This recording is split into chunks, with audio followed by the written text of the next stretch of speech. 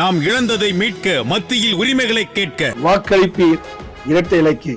காஷ்மீர் முதல் கன்னியாகுமரி வரை தடையில்லா போக்குவரத்து சேவையின் முன்னணி நிறுவனம் சாய் கிருஷ்ணா டிரான்ஸ்போர்ட், மாதவரம், சென்னை. உங்கள் இருதயம் பாதுகாப்பாக உள்ளதா? முழு இருதய பரிசோதனை செய்யுங்கள். நெஞ்சுவலி மற்றும் மாரடைப்புக்கான ஆஞ்சியோகிராம், ஆஞ்சியோபிளாஸ்டி சிகிச்சை நொடிகளில். தீவிர அடைப்பு உள்ளவர்களுக்கு EECP மற்றும் செலேஷன் சிகிச்சை அளிக்கப்படும். Sri Rathna hospitals, heart centre and cardiac wellness centre, Karur. உங்களுக்கு கவனிச்சு பார்த்தீங்கன்னா தெரியும், அன்னைக்கு சர்ச் நடந்துட்டு சீமான் வந்து ஒரு வார்த்தை விட்டார் பார்த்தீங்களா? நாங்க பேச்சு இது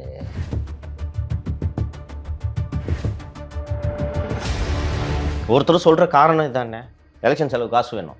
எத்தனை அவங்க பண்ணாங்க. அப்போ அவனை தூக்கி நிரந்தரமாக சிறையில் வைன்னு நீங்கள் சொன்னீங்க. இன்றைக்கி உங்களையே நிரந்தரமாக இல்லை. காங்கிரஸில் கூட இன்றைக்கி கொள்கை அடிப்படையில் ஒரு சப்போர்ட் பண்ணும்போது டெல்லி காங்கிரஸ் சீஃப் அஜய் மாக்கன், பரிதாபம் பார்க்காதீர்கள், கேஜ்ரிவாலுக்கு வருத்தப்படுவீர்கள்.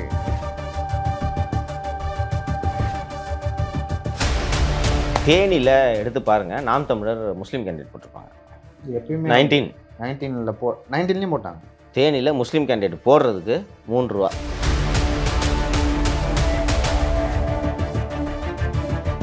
என்ன முத்தலீஃப் நினச்சிட்டு இருக்காங்க? அவன் கவர்மெண்ட் சர்வெண்ட், அவன் டெப்டி தாசில்தார், அவன் கடமையை செய்கிறான். மரியாதை பேசு. வாழ்க்கை பூரா கோட்டுக்க.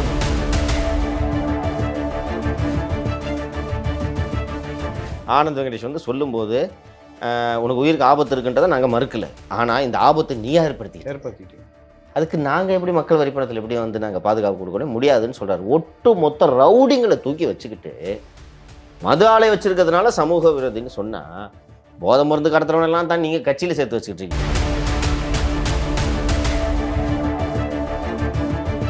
அண்ணாமலைக்கு ஒவ்வொரு சட்டப்பேரவை தொகுதிகளுக்கும் 500 பேர் புதுக்கோட்டையிலிருந்து வந்திருக்கிறார். அப்போ சொன்ன தொடக்கத்தில்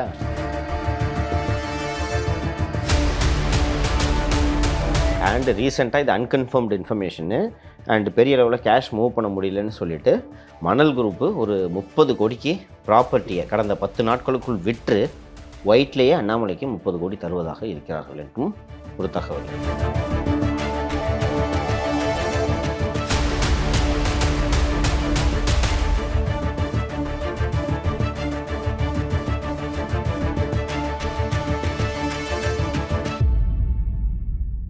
வணக்கம் சவுக்கு மீடியா நேயர்களே. அரசியல் அரட்டை கிட்டத்தட்ட 5 நாட்கள் கிட்ட ஆகிவிட்டது. சார் வந்து தேர்தல் சுற்றுப்பயணத்தில் இருந்தார். தொடர்ந்து பல்வேறு தொகுதிகளை வந்து விசிட் பண்ணுற வரதால அரசியல் அரட்டை வந்து நம்மளால் தொடர்ந்து பேச முடியல. இந்த அரசியல் அரட்டையில் ஒட்டுமொத்தமாக என்னெல்லாம் விடுபட்டதோ இந்த 5 நாட்களில் எல்லாவற்றையும் பேச போகிறோம். குறிப்பாக இடி ரைடு வந்து தொடர்ந்து நடந்து கொண்டிருக்கிறது. அதே போல் டெல்லியில் கெஜ்ரிவால் அவர்களுக்கு ஜாமீன் மறுக்கப்பட்டுள்ளது. அதாவது டெல்லி உயர்நீதிமன்றமே தவறு செய்ததுக்கான ஆதாரங்கள் இருக்குது அப்படின்னு சொல்லியிருக்காங்க. இது குறித்து தான் பேச போகிறோம். வாருங்கள் சார். வணக்கம். வணக்கம் லியோ சார், எப்படி இருக்கீங்க? எப்படி இருந்துச்சு சுற்றுப்பயணம்லாம்? நல்லா இருந்துச்சு. அது தனியாக பேசிக்கலாம். அதுக்கு முன்னாடி இந்த இடி ரைடு ஜாஃபர் சாதிக் விவகாரத்தில் அமீர் உள்ளிட்டவர்கள் இல்லங்கள், ஜாஃபர் சாதிக் வீடு, புகாரி அந்த உரிமையாளர் வீட்டில் எந்த நேரத்தில் சொன்னியோ ஹோட்டல் நல்லா போய் சாப்பிடலான்னு போயிட்டாங்களா? 2 நாள் போயிட்டாங்க. இன்னும் அத்தை சொல்கிறது நான் அட்டாச் பண்ணல, அதனால இருக்கும். சரி. அதனால அந்த ரைடு போச்சு, அதோடைய பின்னணி மற்ற விஷயங்கள். அந்த ரெய்டு நடத்திய நாள் முக்கியமாக நம்ம பார்க்கணும். பிரதமர் சென்னை ரோட் ஷோ நடத்துகிற அன்னைக்கு இதை பண்ணுறாங்க. பிரதமரும் மண்ணு திருடுறான், இது திருடுறான்லாம் போய் பேசினதெல்லாம் பார்த்தோம். 4000 கோடின்னு பேசிட்டாருங்க. இது மணலா? நம்ம சொன்ன அதே விஷயத்த சொல்லிட்டாரு. எனக்கு இது சொல்கிறான், there is a strange understanding between Karikalan and ஈடின்ட்டு எனக்கு தோணுது. மாவட்ட ஆட்சியர்களுக்கு சம்மன்ல உச்சநீதிமன்றம் எவ்வளோ கடும் கோபத்தை காட்டியதுன்னு உங்களுக்கு தெரியும். அதே மாதிரி சென்னை உயர்நீதிமன்றம் ராஜ்குமார், ரத்னம், கரிகாலன் 3 பேரோட சம்மனை ஸ்டே பண்ணிச்சா? இந்த வழக்கு உச்சநீதிமன்றத்துக்கு போகுது. ஜூன் மாதம் தள்ளி வச்சுருக்காங்க. வழக்கமாக ஜூன் மாதம் தள்ளி வச்சாங்கன்னா இடி வக்கீல் என்ன கற்றுக்கத்து அரசு வழக்கறிஞர், இது தள்ளி வச்சிச்சு. அண்ட் நம்ம அடுத்த செஷனில் பேச போகிறோம். கோவை பிஜேபி கேம்பெயின் மொத்தத்தையும் பார்த்துக்கிறது கரிகாலன். உடனே நீங்கள் என்ன பிஜேபி பண்ணுறாருன்னு உங்களுக்கு தோணும். திருச்சி அதிமுக அதை பார்க்குறதும் கரிகாலன். சரி, வேலூரும் கரிகாலன். இதெல்லாம் விரிவாக பின்னாடி பேசுவோம்.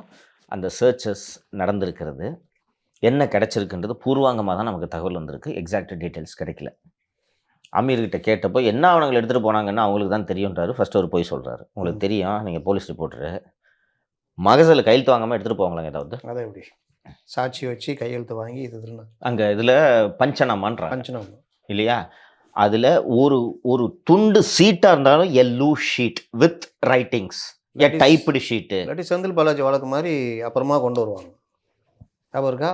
அதை மாத்திட்டாங்க, இதை மாத்திட்டாங்க. கொண்டு வருவாங்க. இன்னொன்று முத்தலீஃப் த சர்ச்சில் நீங்கள் வந்து 50 கோடி ரூபாய் எடுத்தாலும் நீங்கள் மகசூலை கையில் ட்ரா பண்ணலன்னா, பஞ்சநாமா ட்ரா பண்ணலன்னா போச்சு. போச்சு. இப்போ உங்கள் வீட்டுக்கு வர்றாங்கப்பா, இந்த வாட்சை சீஸ் பண்ணுறாங்கப்பா, இந்த கலர் உள்ள ஸ்டெயின்லெஸ் ஸ்டீலில் ஒரு வாட்சு டைமெக்ஸ் பிராண்டு இப்படி போடணும், நீ எடுத்துகிட்டு போயிடுறாங்க. நாளைக்கு வந்து நான் லியோ வீட்டில் இந்த வாட்சை சீஸ் பண்ணேன்னு சொன்னால் வேர் இஸ் த எவிடன்ஸ்? இப்போ நீ சொல்லுவல்ல, ஏங்க வாட்சே இல்லைங்க இவங்கெல்லாம் தூக்கிட்டு வந்து ஒரு வாட்சை கொண்டு வராங்கன்னு சொல்லுவே மாட்டியா? அப்போது வீட்டிலேருந்து எது எடுத்துகிட்டு போனாலும் நான் சொன்ன மாதிரி இந்த துண்டு காகிதமாக இருந்தாலும் 1 லூஸ் ஷீட்டுன்னு சீஸ் பண்ணுவாங்க. என்ன சீஸ் பண்ணாங்க எனக்கு தெரியாதுன்னா என்ன உருட்டு? அவர் அப்படியே தடுமாறுறாரு. அது அது அவங்க சொல்லுவாங்க அப்படின்றாரு. அண்ட் மூவி இன்வெஸ்ட்மெண்ட்ஸை பூரா எடுத்துட்டாங்க. ஈடிக்கு என்ன வேணுமோ மாட்டிக்கிச்சு. அலுவலகம் தான் ஃபஸ்ட்டு போனாங்க, உங்களுக்கு ஞாபகம் இருக்கும். சிற்றரசு வீட்டுக்கு இது வரைக்கும் போகலை. நிச்சயமாக போகலை, இது வரைக்கும் போகலை. 30க்கும் மேற்பட்ட இடத்துல எடுத்தாங்களா? இங்கே இந்த ஃபிலிம் டிஸ்ட்ரிபியூஷன், ப்ரொடக்ஷன், இன்வெஸ்ட்மெண்ட்டு இது எல்லாத்துலேயும் டீட்டெயில்ஸை எடுத்திருக்காங்க.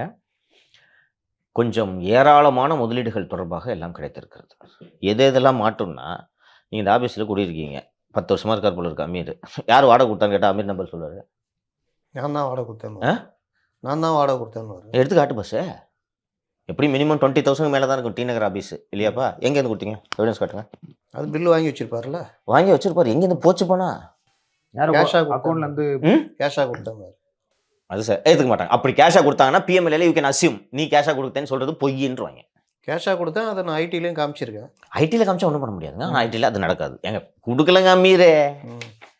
ஸோ இதுக்கான எவிடன்ஸ் கிடைச்சிருக்கு. பிறகு ஏற்கனவே ஒரு கார் நிறுவனம் பற்றி பேசினாங்க, ஞாபகம் இருக்கா? கார் நிறுவனம், அந்த கார் நிறுவனத்தின் விவரங்கள் கிடைத்திருக்கின்றன. பேரை சொல்கிறேன், தியா கார்ஸ். அந்த தியா கார்ஸின் உரிமையாளர் பெயர் ரஹ்மான். இவர் கூட வந்து ஒரு 20-30 பேர் அசோசியேட்ஸ் இருக்காங்க. இவங்களை வந்து மண்ணடி கேங் என்று அழைக்கிறார்கள். பேரே மண்ணடி கேங்கு. லக்ஸுரி கார்ஸை மட்டுமே டீல் பண்ணுற நிறுவனம். உங்களுக்கு இவ்வளோ பெரிய காரை டீல் பண்ணும்போது இதில் மணி லாண்டரிங்க்கு ஈஸியாக இருக்கும்ல. இந்த எவிடன்ஸ் எல்லாம் அவர்களிடம் கிடைத்திருக்கிறது. அமலாக்கத்துறையோட வழக்கில் வந்து என்ன சொல்கிறாங்கன்னா, அந்த அமலாக்கத்துறையோட வழக்கில் இப்போது என்சிபி ஜாஃபர் சாதிக்கை கஸ்டடி எடுத்து விசாரித்து முடிச்சிருச்சு. இப்போ நாங்கள் கஸ்டடி எடுக்கணும்னு சொல்லிட்டு கேட்குறாங்க. அப்புறம் இவரோட ஃபுல் பேரே வந்து இடி டாக்குமெண்ட்டை பார்த்த பிறகு தான் தெரியுது.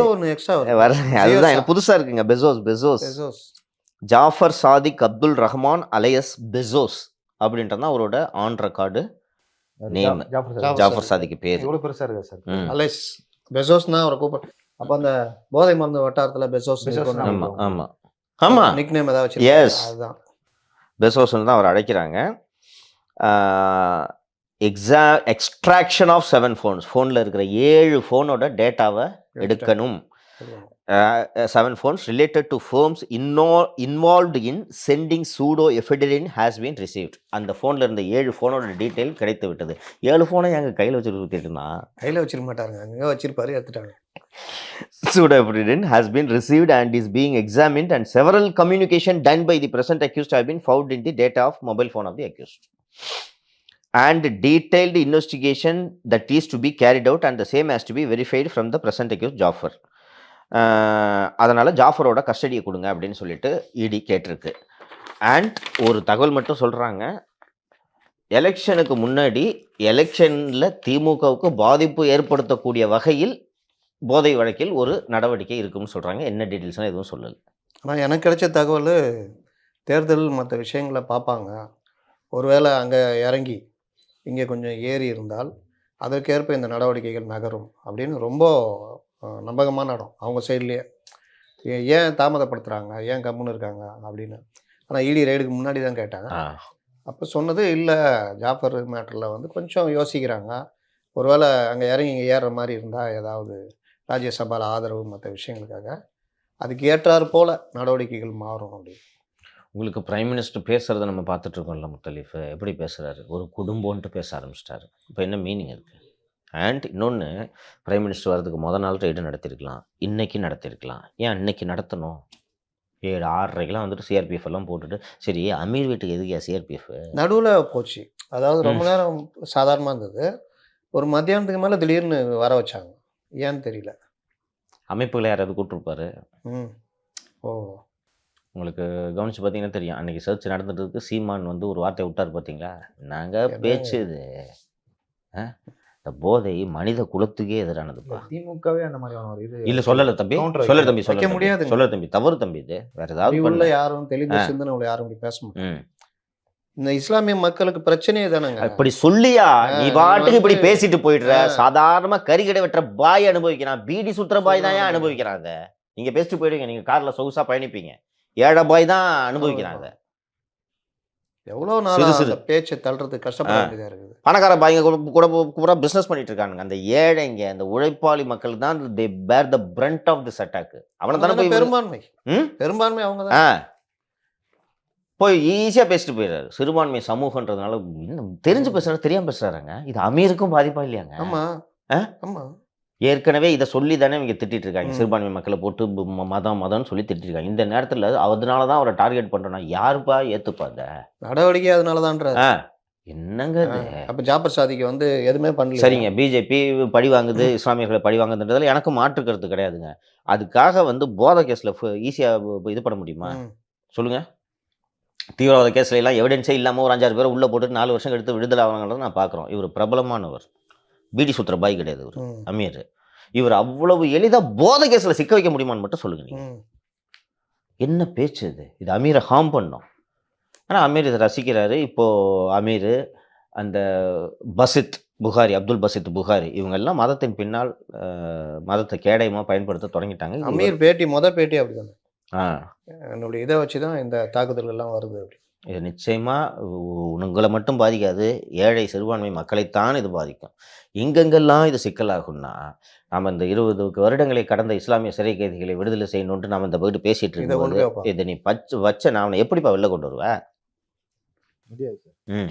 நம்ம சொல்றோம் அவன் ஒன்றும் குற்றமற்றவன் நிரபராதிலாம் நம்ம யாரையும் சொல்ல. 20 வருஷம் போதும், என் வயசாயிச்சியா, ஊருப்பட்ட நோவு இருக்கு ஒவ்வொருத்தருக்கும் உடம்புல ஜெயிலில். டயாலிசிஸ், கிரியாலிசிஸ், ஸ்ட்ரோக்குன்னு 1008 பிரச்சனை. இன்னொன்று வந்து என்னங்க பண்ண போகிறான் வெளியில்? முடங்கி போயிடுவாங்க. அவனை வெளியில் கொண்டு வரணும்னு நம்ம பொது சமூகத்தில் நம்ம பேசிட்டு இருக்கும்போது இந்த நேரத்தில் நீ மதத்தை பயன்படுத்துனா பார்த்தியா நாங்கள் சொன்னோம் அவனை உள்ளே வையின்னு வாங்க. நீதிமன்றங்களே இப்படி பார்க்குங்க. ஆமா. இது அவருக்கு புரியல. இப்படி சோதனை நடந்துட்டு இருக்கு. ஸ்டெப் பை ஸ்டெப்பாக பண்ணுவாங்க. இண்டிகேஷன் வந்தது எலெக்ஷனுக்கு முன்னாடி திமுகவோட தொடர்புள்ள ஒரு இடத்துல எலெக்ஷனை பாதிக்கிற மாதிரி ஒரு வேலையை பண்ணுவாங்க. அது இன்னும் புது விஷயமா பிஜேபிக்கு சொல்லித்தரணுமா? மறுபடியும் பிரதமர் என்னைக்கு வரான்னு பார்க்கணும்.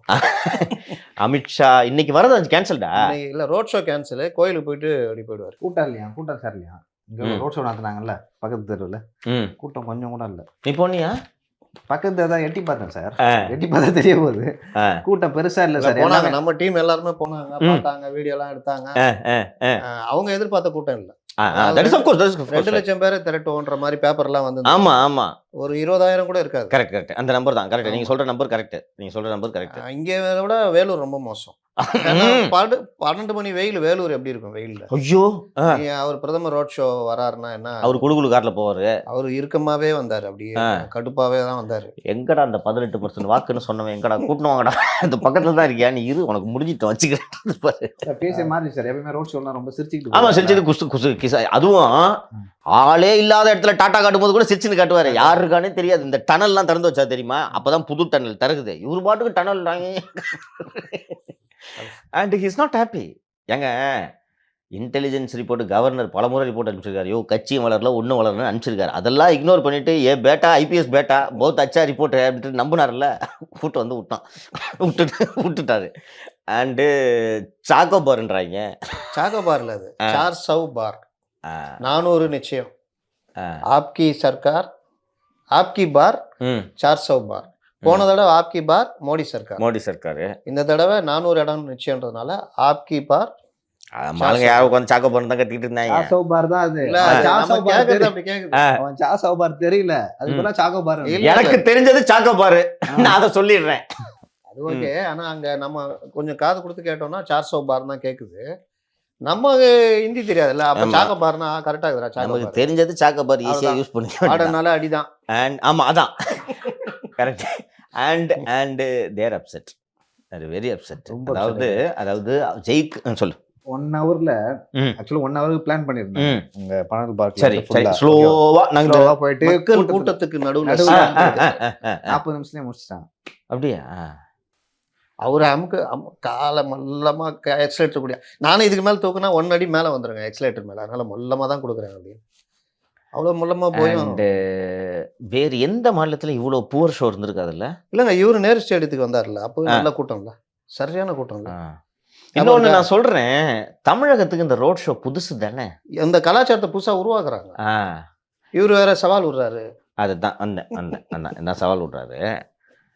நல்ல விஷயம்தான், சவால் விடுறது தான். டீட்டெயிலாக பேச போகிறோம். சவால் விடுறது நல்லது. எடப்பாடி பழனிசாமி ஒரு ரோட் ஷோ நடத்தி இப்படி ஒரு கூட்டத்தை சேர்க்க முடியுமான்னு கேட்குறாரு. அவங்க திருப்பி இது கேட்கறதுக்கு பதில் சொல்கிறதில்ல, திருப்பி திருப்பி கேட்குறாங்க. பூத்துக்கு ஆளை போடு, பூத்துக்கு ஆளை போடு. வேலுமணி சொல்லிட்டாரு, இதுக்கு சொல்லிட்டாரு, எல்லாரும் சொல்லிட்டாங்க. அதுக்கு பதிலே சொல்ல ரோட் ஷோ நடத்த முடியுமா? யோ கூட்டுறாங்க. ஆளே இல்லாம யாரும் ரோட் ஷோ நடத்தலாம். ஆமா, இல்ல கூட்டுறாங்களே கூட்டம் ஒவ்வொரு இடத்துலையும். ஈரோடுக்கு சொல்லிடுறேன், ஈரோடுக்கு 40,000 எஸ்டிமேட். ஏன்னா 40,000 பேருக்கு தான் துட்டு கொடுத்துருக்காங்க ஏடிஎம்கே. ஓகேவா, அந்த 100,000 கொடுக்குறாங்க லோக்கல் அரேஞ்ச் பண்ணுறதுக்கு. 40,000 பேர் தான் கொடுத்தாங்க. 70,000 பேர் அட்டன் பண்ணுது. தேவர் சர்ப்ரைஸ். ஈரோடுக்கு போனேன்ல, கேட்டேன் சார், நாங்கள் எதிர்பார்க்கல சார், 40,000 பேர் நம்ம அரேஞ்ச் பண்ணிட்டு பக்கத்துல எல்லாம் வண்டியில் கூட்டிகிட்டு வந்தோம் சார். 70,000 sir strength. நல்லா இருந்துச்சு சார், எழுச்சியாக இருந்துச்சு சார். நீ நடத்துங்களேன் பார்ப்போம். எனக்கு நீங்கள் சொல்லுங்கள் முத்தலீஃபு, நிதானத்தை இழக்கிறாரு அண்ணாமலை. ஏங்க இப்படி தடித்த வார்த்தைகளை பயன்படுத்துகிறாரு? நாமளும் கொஞ்சம் நிதானத்தை இழந்துடுறோம். சப்ஜெக்ட் விட்டு சப்ஜெக்ட் போயிட்டு ப்ளீஸ் சொல்லுங்கள். அது அந்த இதுக்கு போயிடலாம் தனியா. என்னன்னா அந்த இடி ரைடில் வேற என்ன நடக்கும்? They'll be arrest. அரெஸ்டா? Arrest, certainly they'll be arrest. ஐயோ, எங்க எவிடன்ஸே இல்லாமல் ஒரு கோ அக்யூஸ்டோட கன்ஃபெஷனை வச்சு கேஜ்ரிவாலை தூக்கி உள்ளே போட்டு வச்சுக்கிட்டு டெல்லி கோர்ட்டில் ஹைகோர்ட்டில் அதை என்டார்ஸ்மெண்ட்டும் வாங்கிட்டாங்க. When there is financial transaction எப்படி சிமிலர் டு செந்தில் பாலாஜி. சிம்பிளுங்க. நீங்கள் தான் அமீர், எத்தனை படம் ராஜா எடுத்திருக்க சார்? இந்த மாதிரி சார் எத்தனை படம் எடுத்துருக்கிறேன். இப்போ கடைசி எது ரிலீஸ் ஆகுது சார்? இந்த இது ரிலீஸ் ஆகுது, அது ரிலீஸ் ஆகுது. யார் ப்ரொடியூசரு? தேவர் தான் சார் ப்ரொடியூசரு. உனக்கு பேமெண்ட் எவ்வளோ டேரக்டராக இருந்ததுக்கு? சார் எனக்கு ஒரு படத்துக்கு 1,50 லட்சமோ something, whatever it is. சரி, ப்ரொசீட்ஸ் ஆஃப் கிரைம் வாங்கியிருக்கேன், முடிஞ்சிச்சு. அதுக்கு மேலே அந்த ஹோட்டலு கஃபே, அதுக்கு மேலே அந்த ஜோக்கோவா ஜுக்கோ பேர்ச்சம்பலம், அதே தான் பஸ்ஸு, அதே தான் பஸ்ஸு. அதில் தான் அந்த இதில் தான் அந்த புகாரில் தான் எல்லா போர்டும் இருக்குது, நிறுவனங்களோட போர்டுலாம் இருக்குன்னு நீங்கள் சொன்னீங்க, இருக்குன்னு சொன்னீங்க. It will lead to arrest. உங்களுக்கு எந்த கேஸில் அரெஸ்ட் பண்ணலாம், எந்த கேஸில் பெயில் இருக்காதுன்னா, இப்போ வரிசையாக விடுதலை பண்ணுற வழக்குகள் எல்லாம் உயர்நீதிமன்றங்கள் உச்சநீதிமன்றங்கள் கேட்பது where is the proceeds of crime. ஆமாம் இல்லையா? வேர் இஸ் தி மணி, ஷோஸ் தி மணின்னு கேட்டுட்டு தான் இல்லையா போ அப்படின்ட்டாங்க. ஷோஸ் தி மணி, இங்கே மணி காட்டலாம்ல, காட்டலாம். இதுதான் ப்ரிசைஸாக அவங்க பண்ணணும். கேஜ்ரிவாலுக்கு ஓரல் எவிடன்ஸ் வச்சு கேஜ்ரிவால் அக்கௌண்ட்டுக்கு துட்டு போயிருக்கா? இல்லை. அதை வச்சு கேஜ்ரிவாலுக்கு பிஸ்னஸ் நடத்திருக்காரா? அவங்க கூட சேர்ந்து கேஜ்ரிவால் சினிமா எடுத்துருக்கிறாரா? இல்லை. அப்போது வெறும் இதை வச்சு ப்ரொசீட்ஸ் ஆஃப் கிரைம் நீ வாங்கியிருக்கேன்னு ஊகிக்க முடியாதுன்னு கோர்ட்ஸ் சொல்லி அவங்க. அது ஒரு விஷயம் இப்போ டெல்லி கோர்ட் சொல்லியிருக்குதா, இவர் மேலே அந்த நிரூபிக்கப்பட்டிருக்கு, அதனால ஆதாரம் பிரைமா ஃபேசி எவிடன்ஸ் இருக்கு, அதனால சட்டவிரோத காவல்னு சொல்ல முடியாதுன்ட்டாங்க. அது actually it's a wrong strategy நான் ஃபீல் பண்ணுறேன். என்ன ரீசன்னா, ஒன்ஸ் ரிமாண்டட்னா சிமிலர் டு செந்தில் பாலாஜி. நீங்கள் யாரோ ஐடியா கொடுத்துக்கிறாங்கன்னு இங்கே கேட்டிருப்பாங்க நினைக்கிறேன். தலைவர் என்ன பண்ணலாம், கமல்ஹாசனை கேட்டிருப்பாரு. கமல்ஹாசன் நம்ம தலைவர் இருக்கிறாருங்க, பயங்கரமான ஆள். வில்சன் இவங்களாம் இருக்காங்க, புதுசாக தீர்ப்பாக வாங்கியிருந்தாங்க. அதெல்லாம் பார்த்தீங்கன்னா தெரியும்ல, ஒவ்வொரு படிக்கிறவங்களுக்கே பாடமாக இருக்கும். Senthil Balaji versus supreme court, Senthil Balaji versus இடி, இந்த மாதிரி. அதே மாதிரி நீங்கள் ட்ரை பண்ணுங்கள், இன்னொரு 6 மாதம் உள்ளே இருக்கலாம். ஹேபியஸ் கார்பஸில் இது தாங்க. ஹேபியஸ் கார்பஸில் முத்தலீஃபை காணோம் அப்படின்ட்டு நான் போய் ஹேபியஸ் கார்பஸ் ஆட்கொணர்வு மனு போடுறேன். முத்தலீஃபை இந்த வழக்கில் கைது பண்ணி ரிமாண்ட் பண்ணிட்டோன்னு ஹேபியஸ் கார்பஸ் க்ளோஸ்டா? அரெஸ்ட் எப்படி இல்லீகல்னு வைங்க. தேர்தல் நடக்கும்போது அரெஸ்ட் பண்ணக்கூடாதுன்றது தான் ஏற்கனவே இந்த லோயர் கோர்ட் ஜட்ஜு சொன்னார். சாதாரண மனிதனுக்கும் முதலமைச்சருக்கும் நீதிமன்றங்கள் வேறுபாடு பார்க்க முடியாதுன்னு சொல்லிட்டாங்க. அரசில் இல்லீகாலிட்டி இல்லைன்ட்டாங்க. சொல்லிட்டு அந்த ஜட்ஜ் அதில் என்ன சொல்கிறாருன்னா, இது பெயில் பெட்டிஷனாக இருந்தால் வேறு, ரிமாண்டை சேலஞ்ச் பண்ணுறீங்க, நீங்கள் அரெஸ்ட்டை சேலஞ்ச் பண்ணுறீங்க, we can't help you and கூடுதலாக 4 சாத்து சாத்திட்டார். கேஜ்ரிவால் என்ற தனிநபராகவும் கேஜ்ரிவால் என்ற முதல்வராகவும் ஆம் ஆத்மி கட்சியின் கன்வீனராகவும் இவர் இந்த குற்றத்தை செய்திருக்கிறார். ஏன்னா அந்த கேஸில் தான் ஆம் ஆத்மி கட்சியையே குற்றவாளியை சேர்த்துருக்காங்க. நீங்கள் பார்த்துருப்பீங்க, கட்சியே குற்றவாளியை சேர்க்குறாங்க. அந்த கோவா எலெக்ஷனில் அமௌண்ட் இது பண்ணல, அதுதான். ஸோ அப்போ அது பார்ட்டி பிரசிடென்ட் கெப்பாசிட்டியில் தானே அந்த பணத்தை வாங்கியிருப்பாரு. அது பண்ணுறாங்க கோகேஷ் கன்ஃபியூஷனு. கோஅக்யூஸ்ட் கன்ஃபெஷனை மட்டும் வச்சு நீங்கள் கைது பண்ணக்கூடாதுன்னு நாளைக்கு உயர்நீதிமன்றம் தான் முடிவெடுக்க முடியும். அதுவும் இப்போ இவங்க தேல் ஸ்டேஜ் திஸ் சுப்ரீம் கோர்ட் போய் மென்ஷன் பண்ணிட்டாரு சிங்வி, மண்டே வரைக்கும் இந்த வழக்கு விசாரணைக்கு வராது, மண்டேக்கு மேலே என்றாவது விசாரணைக்கு வரலாம்.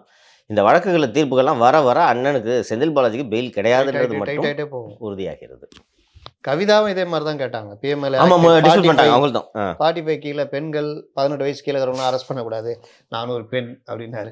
இவங்க ஒரு பெண்ணா இருந்தாலும் இவர் படித்தவர், அரசியல்வாதி, எல்லாம் தெரிந்தவர். இவரை வந்து நீங்க பெண் என்ற அடிப்படையில் you should not claim immunity R அந்த இதுல இவங்க தானே மெயினா இருந்திருக்காங்க, ஸ்பெஷல் ஸ்டேட்டஸ் அப்படின்னு சொல்லிட்டாங்க. அதனால it will be difficult. And இந்த ஆனந்த்ன்றவர், ஆமா ஆனந்த் ராஜ்குமார் ஆனந்த்ன்றவர் ஆம் ஆத்மி கட்சியை சேர்ந்தவர், அமைச்சரா இருக்காரு. தனது அமைச்சர் பதவியை ராஜினாமா செய்து ஆம் ஆத்மியிலேருந்து வெளிப்பட்டு ஏன்னா ஊழல் கட்சி இருந்தாரு. ஆனா அவரு ஹவாலால மாட்டி இடி கேஸ் பிஎம்எல் ஆக்டே அவர் மேல இருக்கு. வாஷிங் மிஷினில் போட்டாங்க, அவர் க்ளீன் ஆகிட்டாரு. முடிச்சு இது பண்ணுறாங்க. இதெல்லாம் தாண்டி நான் என்னென்னு பார்க்குறேன்னா, கேஜ்ரிவால் தப்பு பண்ணியிருந்தானே அனுபவிக்கணும். குறிப்பாக கேஜ்ரிவால் திகார் சிறையில் இருப்பது ஒரு காலத்தின் கோலம்னு தான் நான் பார்க்குறேன். ஏன்னா இதே போன்ற ஒரு சட்டத்தை கேஜ்ரிவால் கேட்டார்ன்றது ஞாபகம் இருக்கா? அதாவது 2 நாளாக விசாரணையை முடிச்சு 3ஆவது நாள் தூக்கில் போடணுன்றது தான் அவர் டிமாண்ட் பண்ணது. நான் சொல்லியிருக்கேன், நானும் வந்து ஆமாம் கரெக்ட் அப்படி தான் பண்ணணும்னா, இப்போ போடுறாங்களே போய் கேஸ் இது மாதிரி போட்டு ஒருத்தனை போட்டுட்டோம், கன்விக்ட் பண்ணிட்டோம், என்ன வருமா சரியா? இப்போ அவர் அதைத்தான் கேட்டார். இன்னொன்று உங்களுக்கு ஞாபகம் இருக்கு, அந்த இந்தியா அகேன்ஸ்ட் கரப்ஷன் போராட்டம், காங்கிரஸ் ஒரு பில்லு, லோக் ஆயுக்தா பில்லை கொண்டு வராங்க. அதில் இந்த ப்ரொடெக்ஷன்லாம் கொண்டு வராங்க. பாருங்கள், கண்ணை மூடிட்டு இது பண்ண முடியாது, நாளைக்கு இது மிஸ்யூஸ் ஆகுன்னு சொல்லுவது இதெல்லாம் செல்லாது. காலையில் கேஸு, சாயங்காலம் கன்விக்ஷன், அது மாதிரி ஒரு சட்டத்தை கொண்டு வான்னு கேஜ்ரிவால் இந்த இருக்கான இந்த சார் இந்த ட்விட்டர்லலாம் இருப்பானுங்க தெரியுமா, ஒரு குழந்தை பாலியல் சீன் இருக்குதானே, அவனை பிடிச்சி தூக்கில் போட்டு அப்புறம் வந்து கெமிக்கல் கேஸ்ட்ரேஷன், சுட்டு கொல்லுங்கள், இப்படிலாம் பண்ணுவாங்க. ஆதரிக்கிறது அது மாதிரியான நெகோசியேஷன். இதில் என்ன நம்ம பார்க்கணுன்னா, அந்த கட்சியே காலி பண்ணணுன்ட்டு தான் பிஜேபி இந்த வேலை செஞ்சிட்ருக்கு. இது மீண்டும் சொல்கிறேன், கேஜ்ரிவால் தப்புனா அதை அனுபவிக்கிட்டோம். ஆனால் இதற்கு பின்னாடி ஆம் ஆத்மி என்ற அதுவும் டெல்லியில் நம்ம மூக்குக்கு கீழே உட்காந்துக்கிட்டு நம்மளை சேலஞ்ச் பண்ணுற கட்சி அழிக்கணுன்ற நோக்கம் இருக்கான்னா இருக்கு. ஆக்சுவலாக அதுக்கு வந்து நீங்கள் ஒரு ஆர்டிக்கல் அனுப்பிச்சிங்க, நான் படித்தேன். ஒரு 10 பாயிண்ட்ஸ் சொல்கிறாங்க. ஏன் வந்து ஆம் ஆத்மி வந்து காங்கிரஸோட வந்து பாஜகவுக்கு எதிர்காலத்தில் போட்டியாக அமையும் அப்படின்னு சொல்லிட்டு அதில் நிறைய விஷயங்கள் சொல்கிறாங்க. என்னென்னா, இப்போ வந்து நீங்கள் காங்கிரஸ் வந்து வாரிசு அரசியல் முத்திரை கொடுத்த முடியும், ஆனால் கெஜ்ரிவால் அப்படி பண்ண முடியாது, ஆம் ஆத்மி அப்படி பண்ண முடியாது. அதே மாதிரி நீங்கள் வந்து அந்த இந்துத்துவ அரசியலை வந்து காங்கிரஸுக்கு எதிராக பயன்படுத்த முடியும், கெஜ்ரிவாலுக்கு எதிராக பயன்படுத்த முடியாது. நான் 10 இந்துத்துவன்றாரு. டெல்லி அசம்பிளி எலெக்ஷன் நடக்கும்போது டெய்லி காலையில் அனுமான் சாலிசா படிக்கலைன்னா எனக்கு பொழுது விடியாதுன்னு என்னென்ன ஒரு உஷாரா சிஏ டெல்லி கலவரம் நடந்தப்போ பக்கிட்டே போல ஞாபகம் இருக்கா? அதை தாண்டி அந்த மாதிரி கொண்டு வந்த ஆள் தானுங்க இந்த பதன்கோட்டு சிஏ விவசாய போராட்டம், அதெல்லாம் வந்து தொடவே இல்லப்பா. அவரோட ஸ்டாண்டர்டே வேற மாதிரி இருந்துச்சு. காங்கிரஸ் மற்ற கட்சியில் ஒரு ஸ்டாண்ட் எடுத்தாங்க, அவரோட ஸ்டாண்ட் வந்து டிஃப்ரெண்ட். அதனால தான் வந்து சர்வைவ் ஆக முடியுது நார்த்தில். அவரால் விட்டு அரசியல் போகிறோம். ஆனால் கேஜ்ரிவாலை பற்றி தெரிந்தவர்கள் சொல்கிறார்கள், தனிப்பட்ட முறையில் பார்க்கும்போது 10 மோடின்றாங்க. மோடி கொண்டு வந்த ஆள் தானே அவர். Is an ஆட்டோகிராட். உங்களுக்கு யோகேந்திர யாதவ் மற்றும் பிரசாந்த் பூஷன் போன்றோர் அந்த அமைப்பு இயக்கத்தில் எத்தகைய பணியாற்றினார்கள்னு தெரியும். கேஜ்ரிவால் அழிஞ்சு போகணுன்னா அவங்களுக்கு விரும்புவாங்க. அந்த கட்சிக்கு மாநாடு கடைசியாக கேஜ்ரிவால் பிரசாந்த் பூஷன் வெளியேற்றப்பட்டப்போ வன்முறை பயன்படுத்தாங்க, ஞாபகம் இருக்கா?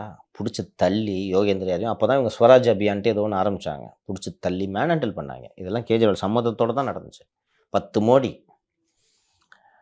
தீதும் நன்றும் பிறர் தர வாரம். அதுக்கு மேலே நம்ம என்ன சொல்கிறதுக்கு ஒன்றும் இல்லை. நீ ஒரு ப்ராமிசிங்காக வந்துச்சு. ரொம்ப என்ன வேதனையாக இருக்குன்னா, ஆம் ஆத்மி ஒரு புதிய ரத்தத்தை பாய்ச்சியது அரசியலில். ஃபஸ்ட்டு பப்ளிக்கிட்டேருந்து டொனேஷன் வாங்கி டிரான்ஸ்பரண்ட்டு வெப்சைட்டில் டொனேஷன் பண்ணுங்கள், அமெரிக்கா உலகம் பூரா டொனேஷன் பண்ணாங்க, எங்களோட கட்சிக்கான அரசியலுக்கான நிதி இங்கே தான் வரும்ன்ட்டு. கேஜ்ரிவால் செய்த தவறு என்ன? பேராசை. இந்தியா முழுக்க வளர வேண்டும், பஞ்சாபில் வளர வேண்டும், கோவாவில் வளர வேண்டும், குஜராத்தில் வளர வேண்டும், அந்த குஜராத்தில் நமது வளர்ச்சி காங்கிரஸை வீழ்த்தினாலும் நாம் வளர வேண்டும் அப்படின்னு தானே தோக்கடிச்சாங்க. இந்த இதுக்கு முந்தைய தேர்தலில் போட்டு கேண்டிடேட், இந்த சட்டமன்ற தேர்தலில் கேண்டிடேட்டை போட்டு காலி பண்ணி விட்டார்ல, அதுக்கு நிதி வேணும். இது இல்லாமல் நீங்கள் 5 மாநிலத்திலாம் தேர்தலை சந்திக்க முடியாது. அதுக்காகத்தான் நீங்கள் லிக்கர் ஸ்கேமில் பாலிசியை ட்வீக் பண்ணீங்க. இதைத்தானேப்பா ஆராசா பண்ணார், இதைத்தானேப்பா சுரேஷ் கல்மாடி பண்ணார். பர்சனல் என்ரிச்மெண்ட்டுக்கு மட்டும் இல்லை, அண்ணன் ஆராசா வாங்கி குடும்பத்துக்கு தானே கொடுத்தாரு, மொத்தமாக அவர் வச்சுக்கிட்டாரு. இப்போ அதில் ஒரு 100 கோடி வாங்கலான்னு பார்த்தா கெடுத்து விட்டீங்க. நல்லா இருப்பீங்களா? 200 கோடி 100 நேருது. All connections to Dubai. ஓகேவா? பண்ணிட்டாங்க. இதைத்தானே ஆராசா பண்ணாரு. ஒருத்தர் சொல்ற காரணம் இதானே, எலெக்ஷன் செலவு காசு வேணும். இதைத்தானே அவங்க பண்ணாங்க. அப்போ அவனை தூக்கி நிரந்தரமா சிறையில் வைன்னு நீங்க சொன்னீங்க. இன்னைக்கு உங்களையே நிரந்தரமா இல்ல, காங்கிரஸ்ல கூட இன்னைக்கு கொள்கை அடிப்படையில் ஒரு சப்போர்ட் பண்ணும்போது டெல்லி காங்கிரஸ் சீஃப் அஜய் மாக்கன் பரிதாபம் பார்க்காதீர்கள், கேஜ்ரிவாலுக்கு வருத்தப்படுவீர்கள். செத்தே போயிடுச்சு அந்த அம்மா, ஷீலா தீக்ஷித். அண்டு அதுதான் இது. சொல்லுங்க. அதே மாதிரி ஹவாலா. ஹவாலாக்கு முன்னாடி ஐடி ரைடு யா வேட்பாளர்கள் 32 கோடி ரூபாய் நீங்களும் போட்டு முத்தலீஃப் எம்ஜிஎஸ் ஹேட்சரிஸ் என்ற ஒரு நிறுவனம், ரொம்ப கிட்டத்தட்ட ஒரு 25 வருஷத்துக்கு மேலே இருக்கக்கூடிய ஒரு நிறுவனம். கோழி பிஸ்னஸ் லீடிங் மேனுஃபேக்சரர், பொள்ளாச்சியை சேர்ந்த நிறுவனம். முதல் நாள் நைட்டு இயல்பாக தொடங்கும் விசாரணை. என்ன போய் பணம் மாட்டினோன்னே என்ன முதல்ல 20 கோடின்றாங்க, 25 கோடியாவது 32 கோடியில் முடிஞ்சிருக்கு. இதுதான் கடைசியாக நமக்கு வந்த தகவல். ஓகேங்களா? இந்த பணம் யாருடையது? அந்த எம்ஜி ஹேட்சரிஸோட உரிமையாளர்கள் எப்படிப்பட்டவர்கள்னு கேட்டால் நியூட்ரல். திமுக கேட்டாலும் டொனேஷன் கொடுப்பாங்க, ஏடிஎம்கே கேட்டாலும் டொனேஷன் கொடுப்பாங்க. அது தொடக்கத்தில் ஏடிஎம்கே பணம் என்று ஒரு தகவல் வந்தது. என்ன காரணம் என்றால், இவர்கள் செட்டியார் சமூகத்தை சேர்ந்தவர். அந்த பகுதியில் மூத்த அதிமுக தலைவர் பொள்ளாச்சி ஜெயராமன், அவரு செட்டியார். ஸோ அவரோட பணமாக தான் இது இருக்குன்னு கேட்டோன்னா, அப்புறம் கட்சியில் விசாரித்தா 10 பைசா எடுக்க மாட்டார் இருந்தாலும். ஃபஸ்ட்டு அவர் துணை சபாநாயகர் தானே இருந்தார். பெரிய லூக்ரேட்டிவ் போர்ட்ஃபோலியோ எதுவும் பார்க்கலையே அவர். இருக்கு ரூபா 32 கோடிலாம் ஹோல்டு பண்ணுற அளவுக்கு அது இல்லை. இன்னொன்று, இந்த கேண்டிடேட்டே Pollachi candidate I think mister கார்த்திகேயனே ஓரளவுக்கு செலவு செய்யக்கூடிய, அவரே தொழிலதிபர். அவருக்கெல்லாம் போய் பொள்ளாச்சி ஜெயராமே இவ்வளோ கோடியாக வாய்ப்பே கிடையாது. ஒரு பிள்ளைக்கு செலவு பண்ணால் கூட ஒரு அர்த்தம் இருக்குது. அண்ட் அது ரெண்டாச்சுங்களா. அந்த தொகுதிக்கு பொறுப்பாளர் திமுகவின் சக்கரபாணி, அவருடைய பணமாகவும் இருக்கலாம், அல்லது உடுமலை ராதாகிருஷ்ணன் பணமாகவும் இருக்கலாம்ன்றாங்க. அதுலேயும் லாஜிக் முரண் என்ன வருதுன்னு கேட்டிங்கன்னா, உடுமலை ராதாகிருஷ்ணனும் அந்த கார்த்திகேயனுக்காக 32 கோடியை கொண்டு போய் ஒரு இடத்துல கொடுத்து நீ செலவு பண்ணிக்கப்பான்னு கொடுக்கறதுக்கு வாய்ப்புகள் மிக மிக குறைவுன்னு இருக்காங்க. இது இன்னும் கிளாரிட்டி வரல. சக்கரபாணி பணமா யாரோட பணன்றதை விசாரிச்சுட்டு இருக்காங்க. இது ஒரு புறம். இந்த வாட்டி தேர்தல் அதில் ஏன் அதிகாரிகளுக்கு சந்தேகம் ஏற்பட்டது என்றால், இந்த மாதிரிங்க சர்ச்சுக்கு போனோம், லோக்கலில் பந்தோபஸ்து கொடுங்க, போலீஸ்ட்டு கேட்கும்போது கடைசி வரைக்கும் பந்தோபஸ்து கொடுக்காம தண்ணி காமிச்சிருக்காங்க. இவர் இல்லை சார், அங்கே டியூட்டி போயிட்டாங்க சார், ஆள் இல்லை சார்னு தாப்பாக பேசியிருக்காங்க. லோக்கல் எக்ஸ்பெண்டிச்சர் அப்சர்வர் நேராக எலெக்ஷன் கமிஷனுக்கு பண்ணேன்னா எஸ்பி வில் பி சஸ்பெண்டட்னு சொன்ன உடனே, சார் கோச்சுக்காதீங்க இருங்க சார்னு அதுக்கப்புறம் அனுப்பிச்சிருக்காங்க. அது அமௌண்ட்டு பெரிய அமௌண்ட்டுன்னு சொல்கிறாங்க. அப்போது அவங்க அந்த எலெக்ஷன் அஃபிஷியல்ஸ் என்ன ஃபீல் பண்ணுறாங்கன்னா, போலீஸ் ஏன் ஒத்துழைக்க மறுக்கணும்? நார்மலாக இங்கே சர்ச்சுக்கு போகிறோன்னா ஒரு 4 ஏட்டையை போட்டு வாசல் நிற்க வச்சுருவாங்க. இதில் ஏன் போலீஸு மேன் பவரே கொடுக்காம இவ்வளோ டிலே பண்ணணும்? அப்போ ஆளுங்கட்சிக்கு தொடர்பு இருக்கிறதுன்னு இருக்காங்க. இன்னும் டிரெக்டாக கான்டாக்டே எஸ்டாப்ளிஷ் பண்ணல. இது ஒரு புறம் ஆச்சா. பிஜேபி ஒவ்வொரு தொகுதிக்கும் கூட்டணி கட்சிகள் உட்பட ஒவ்வொரு தொகுதிக்கும் 6 கோடி கொடுத்துருக்கிறது. இன்னும் ஒரு 14 கோடி அடுத்த இன்ஸ்டால்மெண்ட்டு வரும். அத்தனை பணமும் கமலாலயத்துலேருந்து தான் போயிருக்கு. அந்த கமலாலயத்துலேருந்து போனதில் ஒரு பேட்ச் தான் ப்ளூ டைமண்டுக்கு போயிருக்குது. அந்த 4 மீதி பணம் எல்லாமே அந்தந்த தொகுதிக்கு போய் சேர்ந்துருச்சு. எப்படியாவது எடுத்துன்னு போயிட்டாங்க. இவர் மட்டும் நம்ம ட்ரெயின், நம்ம ஜி ரயில்வே ஸ்டேஷனு, நம்ம ஜி எத்தனை வந்தே பாரத் தொடங்கி வச்சுருக்காரு, இதை மீறி எப்படி இங்கே எடுப்பாங்கன்ட்டு கம்பெனியில் வேலை செய்கிற பசங்களை 3 பேரை சூட்கேஸில் போட்டு எடுத்துகிட்டு போங்கப்பான்னு சொன்ன உடனே, அது மீதி டீட்டெயில் நீங்கள் பேசியிருப்பீங்க. எக்மோரில் ஏறுறாங்களான்றது கன்ஃபார்ம் பண்ணிட்டு தூக்கி பண்ணிட்டாங்க. இப்போது நம்ம பேசி கொண்டிருக்கக்கூடிய இந்த தருணத்தில் கூடலூரில், ஊட்டியில், நீலகிரி தொகுதியில் பிரான்சிஸ் ஐ திங்க் காங்கிரஸ் கட்சியின் பிரமுகரின் வீட்டிலிருந்து 3 கோடி எடுக்கப்பட்டிருக்கிறது. அப்புறம் அந்த நயனா நாகேந்திரனோட உறவினர் வீட்டில் தானே மொட்டை மாடியில் காசுலாம் பரவி கிடந்தது. அங்கே அவங்க கிட்டத்தட்ட மது 15 பாட்டிலோ 20 பாட்டிலோ இருந்திருக்குன்னு நினைக்கிறேன். கீழே ஒரு 7 லட்சமா நம்ம எடுத்தாங்க. மொட்டை மாடியில் எல்லாம் கிடந்துச்சு. கதவை திறக்க மாட்டேன்ட்டு பெரிய தகராறு பண்ணாங்களா, ஏன் இருக்கா கதவை திறக்க மாட்டேன் அப்படின்ட்டு தகராறு பண்ணாங்க. அண்ட் இவர் நயனா நாகேந்திரன் இது என்னோட பணம் இல்லைன்ட்டு சொன்னாலும் இன்கம் டேக்ஸ் எப்படி வேலை செய்யணும்னு சொல்லிடுறேன். ஓபிஎஸ் 2013, 14, 12, 13க்கு ஐடி ரிட்டர்ன்ஸ் ஃபைல் பண்ணிட்டாரு. அப்போ அதில் என்ன காமிச்சிருக்காருன்னா, என்னோட இந்த ஆண்டு வருமானம் 3 கோடின்னு காமிச்சிருக்காரு. அது ஒரு அதே தான்.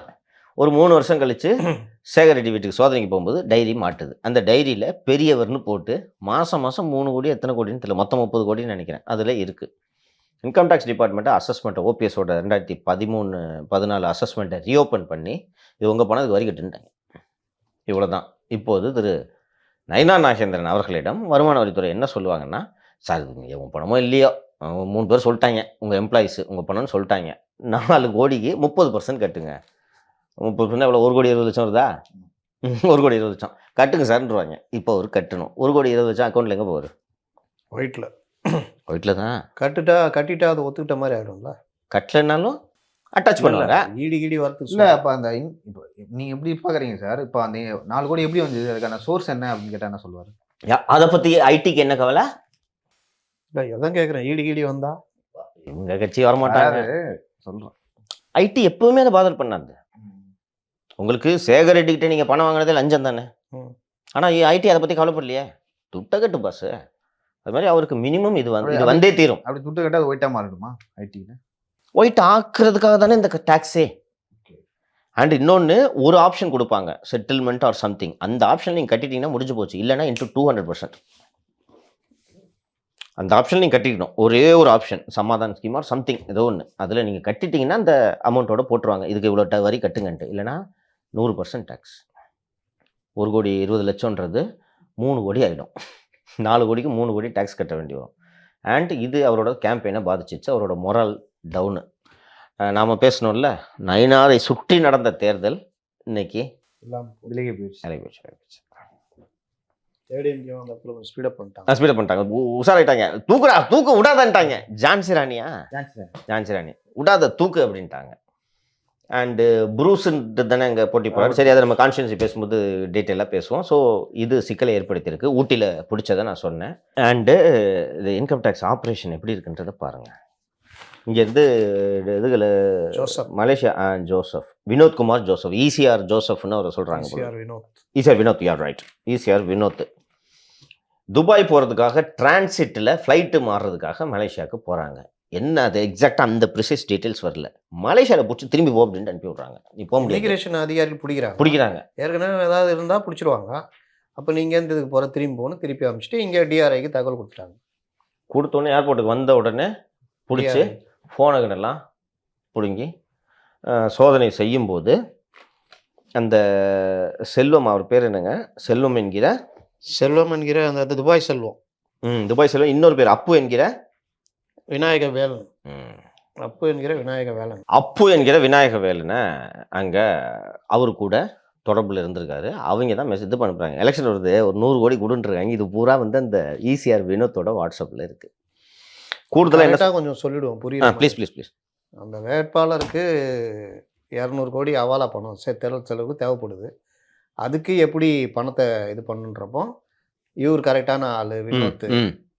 ஏன்னா போயிட்டு வருவார். அங்கே இருக்க அந்த துபாய் செல்வம்னு இருக்காரு, அவரும் மலேசியாவில் இருக்காரு. அங்கே போய் அந்த செல்வத்துக்கிட்ட தங்கத்தை கொடுத்துட்டா, செல்வம் வந்து அந்த ஒரு நிறுவனத்திட்ட, இந்த என்ன நிறுவனம்னா மோனிகா வரலா துபாய், அங்கே வந்து செல்வம் இது தங்கம் கட்டி இதெல்லாம் கொடுத்துட்டாங்கன்னா, அந்த வரையலா வந்து சென்னைக்கு இங்கே தகவல் கொடுத்துட்டா இங்கே இருக்கிற ஹவாலா மணி இவங்களுக்கு வந்துடும். இந்த இடைத்தரகர் வேலையை செய்கிறது தான் ஜோசப் வினோத். அதுக்கு தான் இவர் இங்கேருந்து துபாய் கிளம்பி போகிறாரு. மலேசியாவில் பிடிச்சி திருப்பி அனுப்பிச்சிடுறாங்க. திருப்பி அனுப்பிச்சோன்னே இங்கே டிஆர்ஐ வந்து அரெஸ்ட் பண்ணிடுது. டிஆர்ஐ அரெஸ்ட் பண்ணோன்னா ஐடி கையிலையும் இந்த விஷயம் போயிடுது. விசாரணையில் அவர்கிட்ட லேப்டாப்பு, ஐபேடு, ஃபோனு எல்லாம் எடுக்கும்பொழுது அப்புவோட லிங்கில் இருக்கிறது தெரியுது. அப்புறம் அந்த பணம் வரவு அது யாருக்கு போகுது எல்லாம் தெரியுது. இப்போ இந்த விவகாரம் கொஞ்சம் பெருசாக இருக்குது.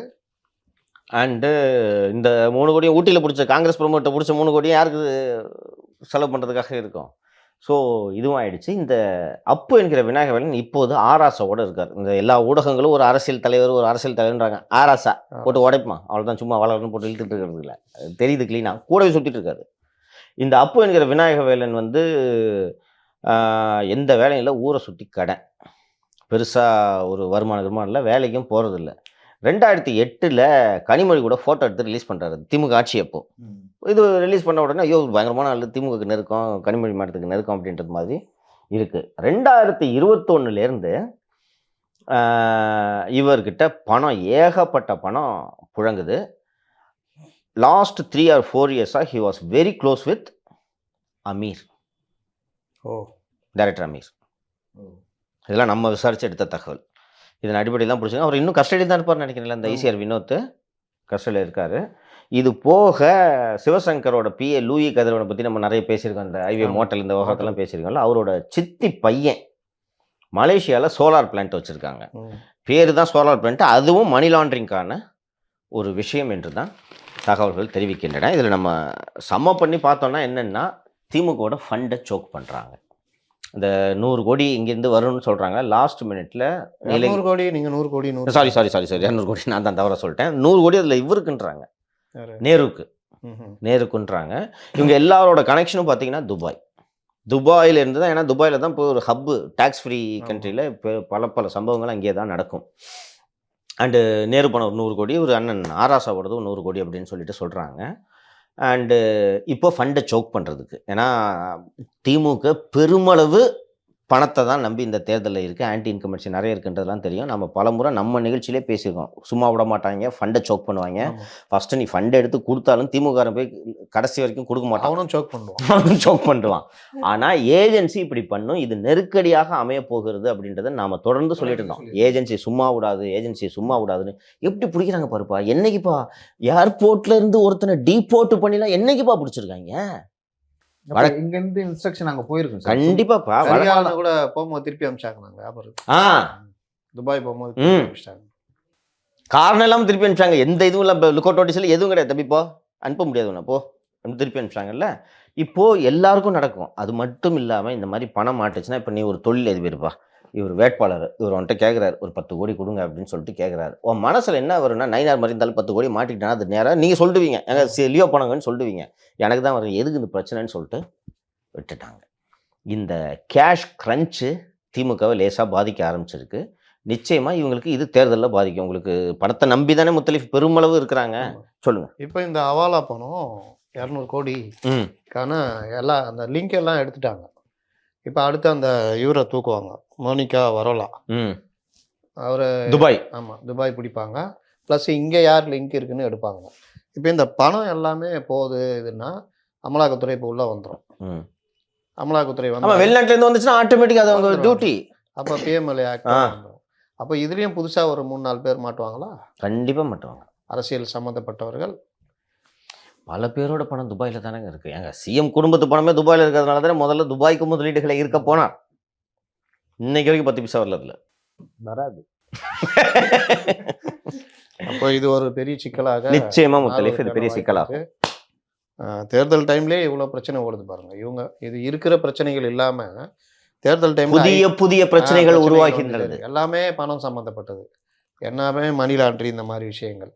இதோட சேர்த்து ஜாஃபர் சாதிக்கு அந்த இது பேசிட்டோம்ல, அந்த இது விசாரணை இருந்தது. இந்த மாதிரி இந்த பண விஷயங்கள் ஐடி பிடிச்சிக்கிட்டு இருக்கிற டைம்லேயே கட்சிகளுக்குள்ள பண பரிமாற்றம், எதிர்கட்சிக்கும் பணம் கொடுத்து ஆஃப் பண்ணுறது, இதெல்லாம் கூட நடந்துக்கிட்டுருக்குன்னு கேள்விப்படுறோம். 2-3 விவகாரங்கள் நடந்து கொண்டிருக்கின்றன.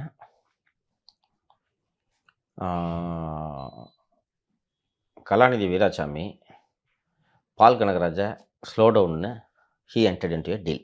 ஃபஸ்ட்டு இது வடசென்னையில் ஜெயிக்கவா போகிற உடுப்பா. பால் கனகராஜ் கொஞ்சம் ஓட்டு அதிகம் வாங்கினா அது கலாநிதி வீராசாமி தானே நல்லது. என்னது இது, டெஸ்பரேஷனில் எது வேணாலும் செய்வாங்கங்க. பயம். அதுதான் பார்த்துக்கிட்டு இருக்காரு. அப்புறம் தனியாக வேற. ஆமாம், தனியாக எதுக்கு பார்த்துக்கிட்டு இருக்காரு. ஒன்று, வேலூரில் துரைமுருகனுக்கும் ஏசி சண்முகத்துக்கும் உடன்பாடு, பிஜேபிக்கும் உடன்பாடு. ஏசி சண்முகம்னு சொல்ல முடியாது, பிஜேபிக்கும். இங்கே நான் ஜெயிச்சுக்கிறேன், தருமபுரியில் சௌமியா ஜெயிச்சுக்கிட்டோம். ஓட்டு ஜனங்க தானே போடணும். பேச்சு தானேப்பா, என்னப்பா இருக்கு ஒரு அக்ரிமெண்ட்டு. இப்போது இந்த டிஎம்கே கேண்டிடேட்ஸோட டெஸ்பரேஷன் தெரியுது உங்களுக்கு. வந்து ஒரு இன்னைக்கு கூட தினமலர்லாம் துரைமுருகன் எப்படி புலம்புறாரு, யாரும் மதிக்கிறது இல்லைன்ட்டு. நம்ம இப்போ சொல்லிட்டோமே போகக்கூடாது, இங்கே தான் நீ வாரில் போய் ஏதாவது பேசி வைப்பேன். அவர் கேம்பெயினை எங்கேயும் அனுப்பல பார்த்தியா, பொதுச் செயலாளர்ப்பா, கேம்பெயினை எங்கேயும் அனுப்பலை. சரியா? அதனால் வந்து அங்கே இந்த செட்டிங் நடந்ததுக்கு அவரும் புலம்ப ஆரம்பிச்சார். ரொம்ப செட்டிங் பண்ணார், ஞாபகம் இருக்கா? போன தடவை துரைமுருகன் செட்டிங் பண்ணார். ஞாபகம் எனக்கு. அதில் தான் ஸ்டாலின் கொஞ்சம் ஓரம் கட்டினது. அதாவது இவங்களுக்கு வந்து 9 தொகுதியோ 13 தொகுதி இவங்களுக்கு கட்டாயம் ஜெயிச்சே ஆகணும்ல. 9 தொகுதி சட்டமன்ற தேர்தல், பார்லிமெண்ட் சட்டமன்ற தேர்தல். அப்போ இவங்க கண்டிப்பாக ஜெயிச்சே ஆகணுன்றதுனால தான் இவங்க பார்லிமெண்ட்டை கவனம் செலுத்தலை ஏடிஎம்கே பெரும்பாலும். ஆமா ஆமா அவர் அந்த 22 தான் ஃபோக்கஸ் பண்ணாங்க. Focus கரெக்ட் பண்ணாங்க. கரெக்ட். ஓபிஎஸ் மட்டும் தேனியில் ஃபோக்கஸ் பண்ணாங்க. அதனால தான் அங்கே தென் மாவட்டங்களில் கோட்டை விட்டாங்க. விளாத்திக்குள்ளலாம் தோற்று போனாங்க. இது இங்கே இவங்களுக்குள்ள ஒரு ஒப்பந்தம் போட்டு வேலூரில் 3 ஏடிஎம்கே, வேலூர் தொகுதி என் பையன் ஜெயிப்பான் அப்படின்ற மாதிரி. அது திமுக தலைமைக்கு அப்போவே தெரிஞ்சுது. ஆல்ரைட். அது பெரிய அளவில் கரெக்ட். இப்போ நினைவு வருது. பிரச்சனை ஆகி அப்புறம் ரெய்டு வந்து அந்த ரெய்டில் பணம் மாட்டி அதெல்லாம் நடந்தது. அங்கே நான் அந்த கோவை கொங்கு மண்டலத்து பகுதிக்கு சென்றிருந்த போது பல அதிமுக தலைவர்களை சந்தித்தேன். அவங்க சொன்னாங்க, அப்பாக்கே தெரியாமல் பையன் 150 கோடி வாங்கிட்டார் சார் அப்படின்னா. என்ன சார் சொல்கிறீங்க அப்படின்னு. சார் காலையில் நாங்கள் அப்பாக்கிட்ட பேசிக்கிட்டு இருக்கோம். ஃபைனலிஸ்ட்டு 7, கையில் காசு கிடையாது. இதையும் சொன்னாங்க, கையில் காசு கிடையாது, தொகுதிக்கு 20 என்னமோ, அது தொகுதிக்கு நாங்கள் வேட்பாளருக்கு கொடுத்துறோம், செலவு பண்ணுவோம்னு அவரும் ஒத்துக்கிட்டார். பெரியவரும் காலையில் அக்ரிமெண்ட் சைன் பண்ணுறதா. இவங்களும் காலையில் அக்ரிமெண்ட்னு நம்பிக்கையோடு போயிட்டுருக்காங்க. பின்னாடி தான் இவங்களுக்கு தெரிய வருது, இவங்ககிட்ட இந்த பக்கம் பேசிகிட்டு இருக்கும்போது அன்புமணி சபரீசனோடு பேசி கொண்டு இருக்கிறார். பிஜேபியோ திமுக கூட கூட்டணி வச்சுக்கிறதுக்கா? அதிமுகவோடு வைக்காதே என்பதற்கு ஜெயலலிதா பாணி. எக்ஸாக்ட்லி இதை பண்ணார். இது பலவீனம் ஆகிட்டோம்ல. இதுதான் இவங்க ஐடியா. ஃபஸ்ட்டு இவங்க கூட பேசிகிட்டு இருக்கும்போதே 50 கோடி போயிடுச்சு அன்புமணிக்கு. இது பெரியவருக்கு தெரியாது. அதுக்கப்புறம் எப்படி பேசியிருக்காருன்னா, கையெழுத்து போட போகிறேன் குயிக்கா, முடிய போகுது, காலைல அப்போ முடிச்சிடுவார், இப்படி பேசியே 150 வாங்கியிருக்காங்க. இதே ஆஃபர் பிரேமலதாவுக்கும் கொடுக்கப்பட்டிருக்கு. பிரேமலதா கட்சியை காப்பாற்றின ஆளை விடுங்கன்ட்டாங்க. ஏங்க அப்படின்னு கேட்டால், இப்படி தான் 2016 ஒன்றுலாம் போச்சு. தெளிவாக இருக்காங்க அவங்க. அதுக்கப்புறம் வந்து அவங்க அப்பாவுக்கு தெரிஞ்சிருச்சா? யாருக்கு? ஒரு ராமதாஸ். இந்த நிகழ்ச்சியை பார்த்து தான் தெரியும். அவருக்கு ஒரு சந்தோஷம், எப்படியே பணம் வந்தா ஓகே. அப்போ அது முடிஞ்ச பிறகுதான் ஒரு பிரபல கல்லூரி அதிபர் மற்றும் திரைத்துறையில் இருக்கக்கூடிய ஒரு பிரபலம் தான் 100 ரூபாய் கொடுத்தது. அங்கேயும் திரைத்துறை 100 ரூபாய் கொடுத்தது. 100 ரூபாய் கொடுத்தவருக்கு மறுநாளே இடி ரைடு ஐயோ நடந்துச்சு கொடுக்கப்பட்டது. கொடுத்துட்டு ரொம்ப அதிர்ச்சியா சொன்னாங்க, நீ அவங்க கூட சேராதுன்றதுக்காக திரு சபரீசன் மூலமாக இந்த மாதிரி. இது நம்ம யாரையும் பிளேம் பண்ண முடியாது. ஏன் ஏடிஎம்கேக்கு ஆப்பர்ச்சுனிட்டி கிடைச்சா செய்ய மாட்டாங்க? 2014 பண்ணல, எல்லா கட்சியும் செய்வாங்க. இதில் இன்னொரு விஷயம் சொல்கிறேன், தேனியில் எடுத்து பாருங்க, நாம் தமிழர் முஸ்லீம் கேண்டிடேட் போட்டிருப்பாங்க. எப்பயுமே 19 போட்டாங்க. 19 எனக்கு தெரியல. தமிழகம் சாகுது அவரு தேனியில போட்டுட்டார். அவரு கட்சியில் இருக்காரா? இறந்துட்டார், மன்னிக்கணும். தேனியில் முஸ்லீம் கேண்டிடேட் போடுறதுக்கு 3 ரூபா. ஏன் சொல்லுங்க? வாக்குகள் பிரியும். அதான் ஏன் பிரியும்? ஏடிஎம்கேட பிஜேபி இருக்குங்க, முஸ்லீம் எப்படி ஓட்டு போடுவான்? நீ பிரிச்சுட்டு போ முஸ்லீம் ஓட்ட. இப்படிதான் தேனியில் வெற்றி நடந்தது. 330 கோடின்னு பட்ஜெட் சொன்னோம்ல, அதில் இதெல்லாம் இன்க்ளூடட். அப்போவே மூத்த தலைவர் ஒருத்தட்ட யார் மூலமாக டெலிவரி ஆச்சுன்றது வரைக்கும் சொல்லிட்டாரு. எல்லா அரசியல் கட்சிகளும் பண்ணுறது. இன்னொன்று, unlimited cash is at the disposal of DMK இல்லை. அப்போ இதெல்லாம் பண்ணத்தானே செய்வாங்க. இன்னொன்று, ஒரு சபரீசனுக்கு இதுதான் வேலை, இதைத்தானே பார்த்துக்கிறாரு. பிஹைண்ட் தி ஸ்க்ரீன் இருக்கக்கூடிய விஷயங்கள்லாம் பார்த்துக்கிறாரு. அப்புறம் விசாரிச்சேன் இந்த மாதிரின்ட்டு. இங்கே ஒரு திராவிட முன்னேற்ற கழகத்தை சேர்ந்த ஒரு நண்பர்கிட்ட சொல்லும்போது, 150 நீ நினச்சிட்டு இருக்க, இதை சொல்லி மாமா 300 ரூபா கேட்குறாங்க மாமான்ட்டு இங்கே அவர் பெரிய பில்லு போட்டிருப்பார். இப்படிதான் இயங்குது பாரு, என்ன பண்ணுவ நீ? அப்படிலாம் வாங்கி தான் இந்த டாக்குமெண்ட் பப்ளிஷ் பண்ண பார்த்தால, திருப்பூரில் 9 கோடிக்கு லேண்டு. எவ்வளோ எனக்கு என்னால். அப்போ கோவைக்கு வந்து அதுக்கு தானா? நான் ஈரோட்டில் இருக்கும்போது இவர் அங்கே இருக்காரு, கோவையில் இருக்காரு, பார்த்துக்கிட்டு இருக்காருன்னு சொன்னாங்க. அது எதுக்குன்னா மோலியார் ஓட்டை வாங்குறது. ஓ, ஈரோடு கிழக்குலேயும் வந்து இந்த மாதிரி பார்த்தாரு, ஞாபகம் இருக்கா உங்களுக்கு? மோலியார் ஓட்டை, இந்த கம்யூனிட்டி இதெல்லாம் லாபி பண்ணுறது ஈரோட்லேயும் முதல்ல இருக்காங்க போல இருக்கு, நிறைய இருக்காங்க. அதனால அதுக்காக வந்தது. எனக்கு இது என்ன ஆற்று போகுதுன்னா, நீங்கள் உங்கள் ஏற்கனவே உங்கள் குடும்பத்து மேலே இவ்வளோ விமர்சனம் இருக்குது, எவ்வளோ தைரியம் இருந்துச்சுன்னா போய் 55,000 சதுர அடி பில்டிங் இருக்கிற ஒரு ஏக்கரை, 8 ஏக்கர், ஒரு 3 ஏக்கர் 4 ஏக்கரோ லேண்டை போய் திருப்பூரில் போய் வாங்குவீங்க. பக்கத்தில் ஐடி பார்க் கன்ஸ்ட்ரக்ஷன் நடந்துட்டு இருக்கு, லேண்டு 3 மடங்கு ஆகிடும். போய் இவர் பேர்லேயே வாங்குறாருப்பா. சிம்பிளாக கேட்க மாட்டாங்க, உனக்கு என்ன வருமானம்? ஏது தானே வாங்கியிருக்காரு. ஜூன் 2023ங்க. இப்போதான் எவ்வளோ பிரச்சனைக்கு நடுவில். ஆமாங்க, எவ்வளோ தைரியம் பாருப்பா. ஏற்கனவே இடி விசாரணை ஆரம்பிச்சு தான் அந்த ஸ்பேஸ் டெல் யூகே கம்பெனிலாம் ரிசைன் பண்ணாரு, ஞாபகம் இருக்கா? இப்போ போய் வாங்குறான்னா இவங்களுக்கு எவ்வளோ தைரியம் இருக்கும். என்னடா பண்ணுறீங்க? சுற்றி சுற்றி போதை மாற்றத்தில் கடைசியாக அவரை தான் சமன் பண்ண போகிறாங்க. ம். ஏன்னா சிம்பிள் லாஜிக்கு, நீ எப்படி 33 கோடிக்கு வாட்சை தூக்கி அடிப்ப இப்படி பணத்தை சொல்லு? ஒரு வாட்ச் இல்லை, எப்போ லண்டன் போயிட்டு வந்தாலும் இவர் சும்மா கையை வச்சுட்டு வந்துடுவார் ஏர்போர்ட்டில். பின்னாடி வரவன் கக்ஸி அது இதுன்னு ஷூ மட்டும் 30 லட்சம் 40 லட்சத்துக்கு வாங்கிட்டு வருவாங்க. இல்லைங்க, இந்த RAWலாம் அங்கே இருக்குல்ல, ம் இவங்க போய் 33 கோடி வாட்ச் வாங்கும் பொழுது அங்கே இருக்கிற அவங்களுடைய உளவு ஒவ்வொரு நாட்டிலையும் ஸ்டேஷன் வச்சுருக்கோம் நம்ம. அவங்க நோட் போடுவாங்கல்ல, அவங்க நாட்டு இதுவும் நோட் போடுவாங்கல்ல, 33 கண்டிப்பா. கோடிக்கு வாங்குறாங்க. கண்டிப்பாக அப்போ இது எல்லாமே கணக்கில் வந்துடும்ல, கவர்மெண்ட் உரிய நேரத்தில் வச்சு சாத்துறதுக்கு தாங்க. அதான் சொல்கிறேன். இப்போ நாளைக்கு ஒருவேளை எம்பி ஷார்ட்டேஜ் ஆகுதுன்னு வச்சுக்கேன், வரியா தூக்கி உள்ளே போடவா? வியாபாரம் இதுக்கு நான் எல்லாரும் பண்ணுவாங்கல்ல. எனக்கு அந்த டாக்குமெண்ட்டை பார்த்தப்ப எனக்கு நம்ம நண்பர்கள் சொன்னாங்க, சார் அவர் பேரில், சார் அவர் பேரில் இருக்காது சார்ண்ணே. எங்கள் அவர் பேரில் எங்கே அப்புறம் டாக்குமெண்ட் அனுப்பிச்சி விட்டு பார்த்தா சபரீசன் வேதமூர்த்தின்னு போட்டு இருக்கு. ஜூன் 2023. எவ்வளோ துணிச்சல் இருக்கும்ப்பா உங்களுக்கு. சிம்பிளாக உனக்கு ஏரியா துட்டுன்னு கேட்டால் என்ன பதில் சொல்லுவேன்?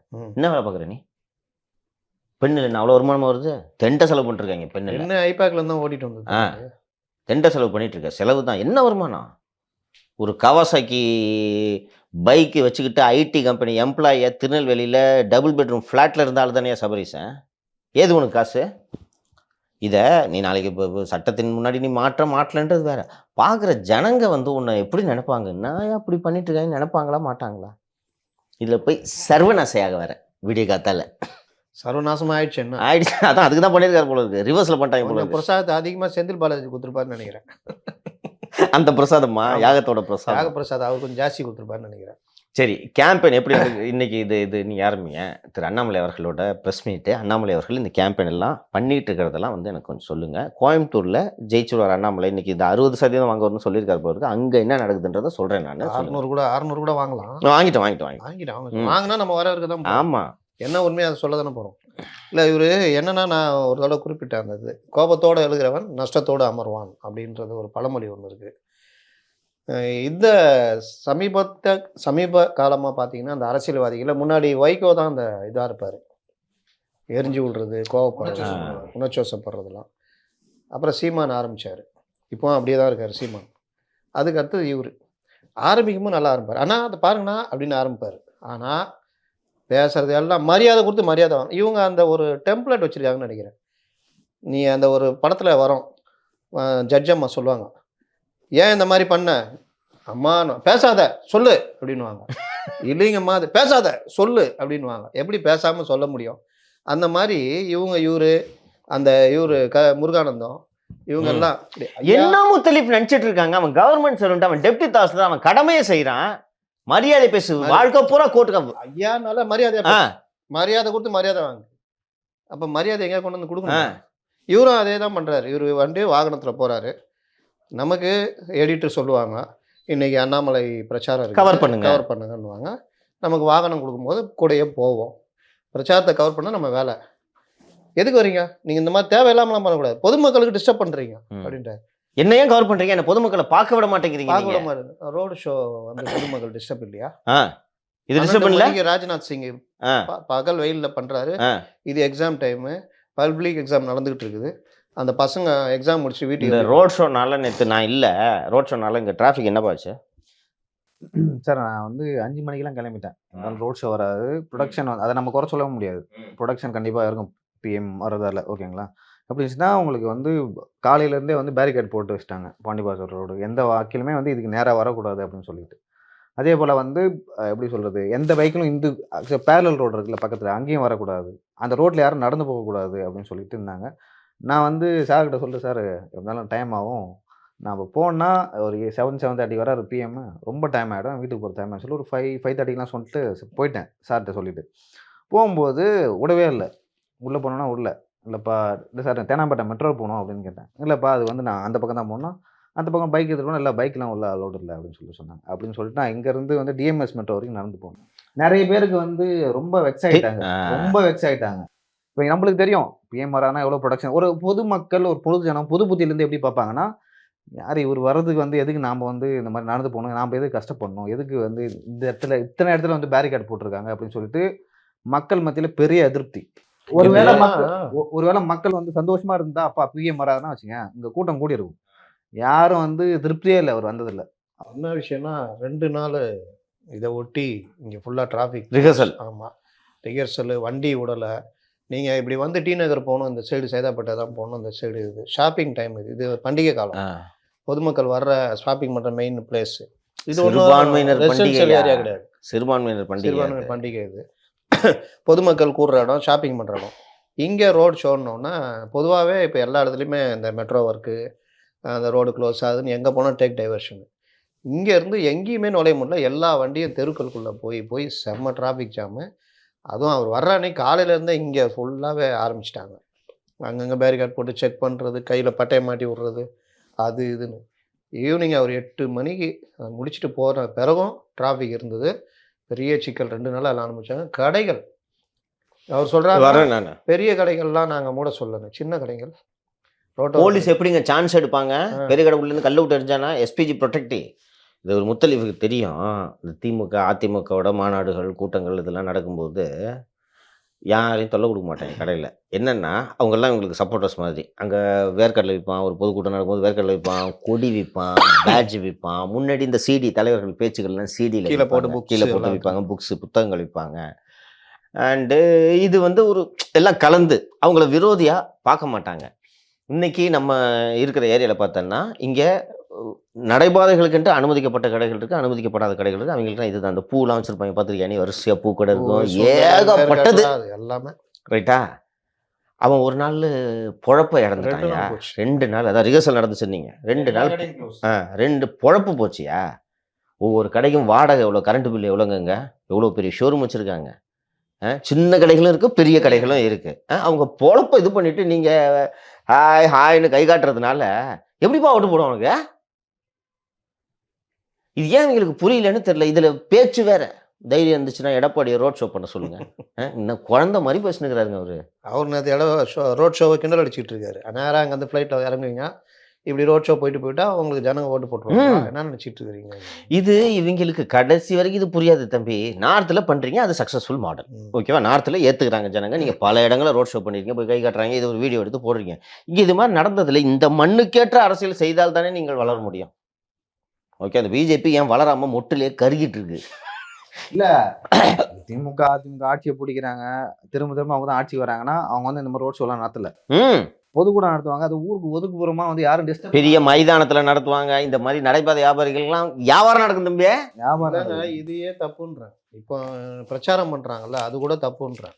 ஏன்னா இப்போ மார்க்சிஸ்ட்டுகளோ இல்லை சீமான் கூட பேசுவார், தேர்தல் முறைகள்லேயே மாற்றம் வரணும்.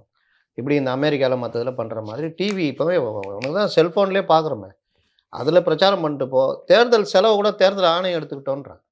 இந்த கருப்பு பணம், ஹவாலா, அந்த லொட்டு லொசுக்கு எதுவுமே இருக்காது. தேர்தல் ஆணையம் எடுத்துக்கிச்சின்னா நீங்கள் செலவுகளெல்லாம் தேர்தல் ஆணையத்துடைய கட்டுப்பாடுனா நீங்கள் செலவு பண்ண முடியாது. பிரச்சாரத்தை ஃபுல்லாகவே தடை பண்ணி இந்த மாதிரி ஆன்லைன் இது அந்த கூடுறது, 2 பேர் மட்டும் பேசுறது, இந்த மாதிரிலாம் மாற்றினாங்கன்னா நல்லாயிருக்கும். ஆனால் எதுவுமே பண்ணுறதில்ல. ஜனங்களை பற்றி கவலையப்படல. ஐபிஎல்லும் இந்த மாதம் தான் நடக்குது, தேர்தலும் இந்த மாதம் தான் நடக்குது. இது 2ம் நடக்கும்போது பசங்க எப்படி படிக்கும்? இது எக்ஸாமும் இந்த மாதம் தான் நடக்குது. பசங்களை வீட்டிலேருந்து கூட்டிகிட்டு போயிட்டு ஸ்கூல் விட்டு மறுபடியும் கூப்பிட்டு வரதுக்குள்ள இப்போ கூட எனக்கு தெரிஞ்சு தாம்பரத்தில் ஒரு பையன் அடிப்பட்டான்னு நினைக்கிறேன் ஆக்சிடெண்ட்டில். அப்படியே மறைச்சிட்டாங்க. இன்வெஸ்டிகேஷனில் கூட வரலங்க ரிப்போர்ட்டு. ஒரு தேர்தல் பிரச்சார கூட்டத்தில் ஒரு பையன் அடிப்படுறான். சரி, ஒரு அண்ணாமலையோட பிரச்சாரத்தை இந்த பேச்சுகளை நீங்கள் தொடர்ந்து பார்த்துட்டு இருக்கீங்க, என்ன ஃபீல் பண்ணுறீங்க? அவர் ஏன் இப்படி அந்த அப்படியே பேசணும்? வெளில வந்துட்டோம். அவர் இறங்கி அவங்கள போய் கேட்குறாரு, எதுக்கு வர்றீங்க? போலீஸை கூப்பிடுவேன்றாரு. அந்த பிரஸ் மீட் ராமர் நியூஸ் 24/7 அது எல்லாருமே இருக்காங்க. என்னன்னா போலீஸை கூப்பிடுவேன் அதுன்னு சொல்லிட்டு டக்குன்னு அவங்க இதுக்கு போடுறாரு. அவர் சொல்ற அண்ணாமலை இவ்வளோ கோவப்பட மாட்டீங்களேன்றாரு அந்த ரிப்போர்ட்டரு. இவர் போலீஸை போய் இது ஃபோனை போட்டு அங்கே இவங்களுக்கு அந்த எடிட்டர்கிட்ட இந்த மாதிரிலாம் வந்து தொல்லை கொடுக்குறாங்க, பொதுமக்களுக்கு இடையூறாக இருக்கிறாங்க, சந்திக்க விடாமல் பண்ணுறாங்க, அப்படி இப்படின்னு இது பண்ணுறாரு. நான் கேட்குறேன், இப்போ நான் அந்த இடத்துல தான் சொல்லுவேன், சார் இது ரோடு, நீங்கள் போகிறீங்க, நாங்கள் வர்றோம், நாங்களும் போகிறோம், என்ன தப்பு? என்ன கேட்குறது? நீ போகும்போது நாங்கள் போகக்கூடாது ரோட்டில். ரெண்டாவது கவர் பண்ணுறதை பற்றி நீங்கள் என்கிட்ட சொல்லக்கூடாது. எதை கவர் பண்ணுறது நாங்கள் முடிவு பண்ணிக்கிறோம். முடிவு பண்ணணும். நீ இதை கவர் பண்ணாத, ஏன் கேட்பேன் கவர் பண்ணாத நீ சொல்ல முடியாது. ரோட்டில் போகிற உன் வீட்டுக்குள்ளே வந்து கேமரா போட்டேன்னா நீ கேளு, எதுக்கு வர உள்ளன்னு நீ கேளு. பிரச்சாரம் இருக்கு. பிரஸ் கவுன்சில் ஆஃப் இந்தியா எனக்கு அந்த உரிமையை கொடுத்து எலெக்ஷன் கமிஷன் அனுமதி வாங்கிட்டு தானே நீ பிரச்சாரத்துக்கு போற. எனக்கு கவர் பண்ணக்கூடாது, பர்மிஷன் வாங்கிட்டு போறோம். சும்மா ஒரு வண்டி தூக்கிட்டு வந்துட முடியுமா? அந்த வண்டிக்கான நம்பர் எல்லாம் கொடுத்து பர்மிஷன் வாங்கிட்டு தான் நாங்களும் வரோம். நீ இந்த மாதிரி போய் ரிப்போர்ட்டர்களை மிரட்டுற அப்புறம் இன்னைக்கு கேட்குறாரு ஊடக சுதந்திரம் இருக்கிறதான்னு. இல்லைன்றதான் உங்களுடைய செயலை காமிக்குது. ஊடக சுதந்திரம் இருக்கான்ட்டு இங்கே வந்து கேட்குறியா? வட இந்தியாவில் ஊடக சுதந்திரம் இருக்கா? எத்தனை எடிட்டர், அது பெரிய லிஸ்ட்டு, எத்தனை எடிட்டருங்களை நல்லா எழுதுனதுக்காக நாசம் பண்ணியிருக்காங்க. கோடி மீடியான்னு ஆகிட்டாங்க. கோடி மீடியான்னு ஆகிட்டாங்க. ஒரு மீடியா விடாமல் இன்னைக்கு நேஷனல் சேனல்ஸ், ஒரு சேனல் இண்டிபெண்ட் இருக்கா? ஒரே ஒரு சேனல் NDTVன்னு இருந்துச்சு, முடிச்சு விட்டாங்க அந்த ஊடக கதையை. சுதந்திரம்னு பேசுறீங்களா? ரைடு போல எதுக்கு? BBC உள்ளலாம் ரைடு போனாங்க. நியூஸ் கிளிக்கு எத்தனை அண்ணாமலை கேட்குறாங்க சுதந்திரம் தானே. போய் BBC ஏதோ அந்த எம்ப்ளாயிஸ் இதில் கணக்கு வச்சுன்னா அக்கௌண்டன்ட் கம்ப்யூட்டர் தானே நீங்கள் பார்க்கணும். ரிப்போர்ட்டர் கம்ப்யூட்டர் நான் கரெக்டாக நான் அந்த டெல்லியில் இருக்கேன். ரிப்போர்ட்டர் கம்ப்யூட்டர் பூரா போய் எதுக்கு நீ பார்க்குற? அச்சுறுத்தல். நியூஸ் கிளிக்கு என்ன பண்ணாங்க ஞாபகம் இருக்கா? யாரெல்லாம் என்ன பண்ணுறாங்க? ஒயருக்கு என்ன பண்ணாங்க? போலீஸ் கம்ப்ளைண்ட் வரைக்கும் போச்சு. அது ஒரு ஆள் பேசி NDTV முடிச்சு ரவீஷ்லாம் மறுநாள் ரிசைன் பண்ணார் ஞாபகம் இருக்கா? NDTV அடானி டேக் ஓவர் பண்ணோடனே ஸ்ரீனிவாசன் ஜெயின் வெளில போயிட்டாரு, ரவீஷ் வெளில போயிட்டாரு. ஸ்டார் ஜேர்னலிஸ்ட், நல்ல ஜேர்னலிஸ்ட் அவங்கெல்லாம் எல்லாரும் வெளில போயிட்டாங்க. இங்கே வந்து நீங்கள் ஊடக சுதந்திரத்தை பற்றி பேசுறீங்க. அவருக்கு என்ன நடக்குதுன்னு அண்ணாமலைக்கு தெரியலங்க. நடக்குதுன்னு இல்லை சார். ஆக்சுவலாக இந்த 2 வருஷத்தில் வந்து தமிழ்நாட்டில் BJP சார்பாக அவர் வந்து ஒரு முக்கிய பதவி கொடுத்துருக்காங்க. அவர் ஃபுல் ஃப்ரீடம் கொடுத்துருக்காங்க. இந்த 2 வருஷத்தில் வந்து அண்ணாமலை என்ன பண்ணார் அப்படின்னு சொல்லிட்டு தமிழ்நாட்டை பொறுத்த வரைக்கும் யாரெல்லாம் ஸ்டார் கேண்டிடேட்டோ, யாரெல்லாம் தெரிந்த முகங்களோ எல்லா முகத்தையும் வச்சு சந்திக்க போகிறாங்க தேர்தலில். கூட்டணி கூட வேணாம், அண்ணாமலை சொல்கிற மாதிரியே நம்ம வந்து 18% வாங்கினா கூட்டணி வேணான்னு சொல்லிட்டு செக் பண்ணுறாங்க. இப்படிலாம் கட்சியை தமிழ்நாட்டில் வளர்த்த அண்ணாமலை அவருமே எலெக்ஷனில் போட்டி போட சொல்கிறாங்க. அது அவர் வந்து எதிர்பார்க்கவே இல்லை. முன்னாடியே சொன்னார்லப்பா, எனக்கு போட்டி போட விருப்பம் இல்லை. ஆக்சுவலாக வந்து இங்கே இருக்கிற யாரோ ஒரு தலைவர் தான் சொல்லியிருக்கிறதா சொல்கிறாங்க. அண்ணாமலை வந்து ஒர்க் பண்ணுறது சரியில்லை, அவரை தேர்தலில் போட்டியிட வைக்கலாம், கோயம்புத்தூர்லேயே போட்டியிட வைக்கலாம். எல்லாம் சேர்ந்து லெட்டர் எழுதிருப்பாங்க. அண்ணாமலை கோவையில் போட்டிட்டால் பர்சனல் கால் இங்கே சென்னையில் மீட்டிங் நடந்துச்சுல்ல, கிரீன் ரூமில் போய் பேசியிருக்காரு. ஜி நான் 26 போட்டிட்டேன்னு, பேட்டா கோயம்புத்தூர் ஜாவே ஃபைல் தேக்கோ அந்த காண்டில் தான் அண்ணாமலை அப்படி பேசுறது செய்தியாளர்கள்ட்ட. பதட்டம் பயம். அடுத்து காலி பண்ணுறாங்க சார். அடுத்து நீங்கள் தலைவர் பதவி விட்டு போனால் அடுத்தது அண்ணாமலைக்கு அரசியல் எதிர்காலம் என்ன இருக்குன்னு நீங்கள் தம்பி ஏன் அப்படி வர்றீங்க? நான் இப்படி வரேன். நீங்கள் BJP தலைவராக இருக்கிறதுனால தான் மீடியா உங்கள்கிட்ட வருது. எக்ஸாக்ட்லி. நீங்கள் இல்லைன்னா ஏங்க இன்னைக்கு ப்ரெஸ் மீட் எப்படி ஓப்பன் பண்ண தெரியுமா? அது ஏங்க சின்ன சின்ன விஷயம்லாம் பர்சனலாக எடுத்துக்கிட்டு காண்டாவறாருங்க. என்ன தெரியுமா சொன்னார்? தமிழ்நாட்டில் திராவிட கட்சிகள் ஜீன்ற வார்த்தையை கெட்ட வார்த்தை ஆகிடுச்சுன்றார். ஜீன் சொல்லலே ஒரு மாதிரி அது கரெக்டாக தான். நமக்கு எலியன்னு தமிழ் வார்த்தைங்க ஜி இல்லை. நம்ம தலைவா அப்படின்னு தலைவான்றா அவர்களே ரொம்ப அழகா பேசி ஏதாச்சும் பேசிட்டு போறப்பா. வார்த்தையே திராவிட இயக்கங்கள்லாம் கெட்ட வார்த்தை ஆக்கல. இன்னைக்கு யங்ஸ்டர்ஸ் மத்தியிலேயே ஜி ப்ரோ இந்த வார்த்தைலாம் சாதாரணமா இருக்கா? ஜின்றது நார்மலா? ஐடில வேலை செய்றாங்களா? ஜி சொல்லுங்க. ஜி ஐடிலாம் இல்லைங்க, இளைஞர்கள் இன்னைக்கு ஜி அப்படின்றாங்க, ப்ரோ சொல்லுவாங்க, எல்லா வார்த்தையும் சொல்றாங்க. ஆனா பரவாயில்லன்றேன். சரிங்க, ராஜாஜி நேருஜிலாம் சொல்லியாங்க. நம்ம நீங்க யாரு H ராஜாஜி சொல்றீங்களா? அது அவங்க சொல்லுவாங்க. நம்ம சொல்றது மூதறிஞர் ராஜாஜி அப்படின்னு கலைஞர் சொல்லியா, அண்ணா சொல்லியா, எம்ஜிஆர் சொல்லியா, ஜெயலலிதா சொல்லியா? ராஜாஜி தானே சொல்லிக்கிறாங்க. நேருஜின்னு நம்ம சொல்லியா சொல்லியிருக்கோமா இல்லையா? ஸ்கூல்லயே சொல்லுவோம் நேருஜி, நேரு மாமா அதெல்லாம் சொல்லுவோம். நல்லது. இல்ல நல்லது அவருக்கு உறுத்தது இல்ல. அப்ப அந்த அளவுக்கு உறுத்தது இல்ல. அப்ப அது BJPனாலே கெட்ட வார்த்தையா பாக்குறாங்கன்ற அளவுக்கு அவருக்கு உறுத்தி இருக்குது. அண்ட் இன்னைக்கு வந்து TR பாலுவை சமூக விரோதின்றாரு. TR பாலு விமர்சிக்கிறதுக்கு 100 விஷயங்கள். ராஜாவின் தந்தை சமூக விரோதி. ராஜாவின் தந்தை சமூக விரோதி. இதை பாருங்க, FIR இருக்கவங்க தான் சமூக விரோதி. நயா லாஜிக்கு KR வெங்கடேசனை தூக்கி 30-40 கேஸ் இருக்க KR வெங்கடேசனை வச்சிருக்கீங்க கட்சியில. நேற்று சூர்யா படப்பை குணா பிரச்சாரம் பண்ணிட்டு இருக்காங்க. அந்த நெற்குன்ற சூர்யா தாமரைக்கு ஓட்டு போடுங்கன்னு வெக்கமா இல்ல?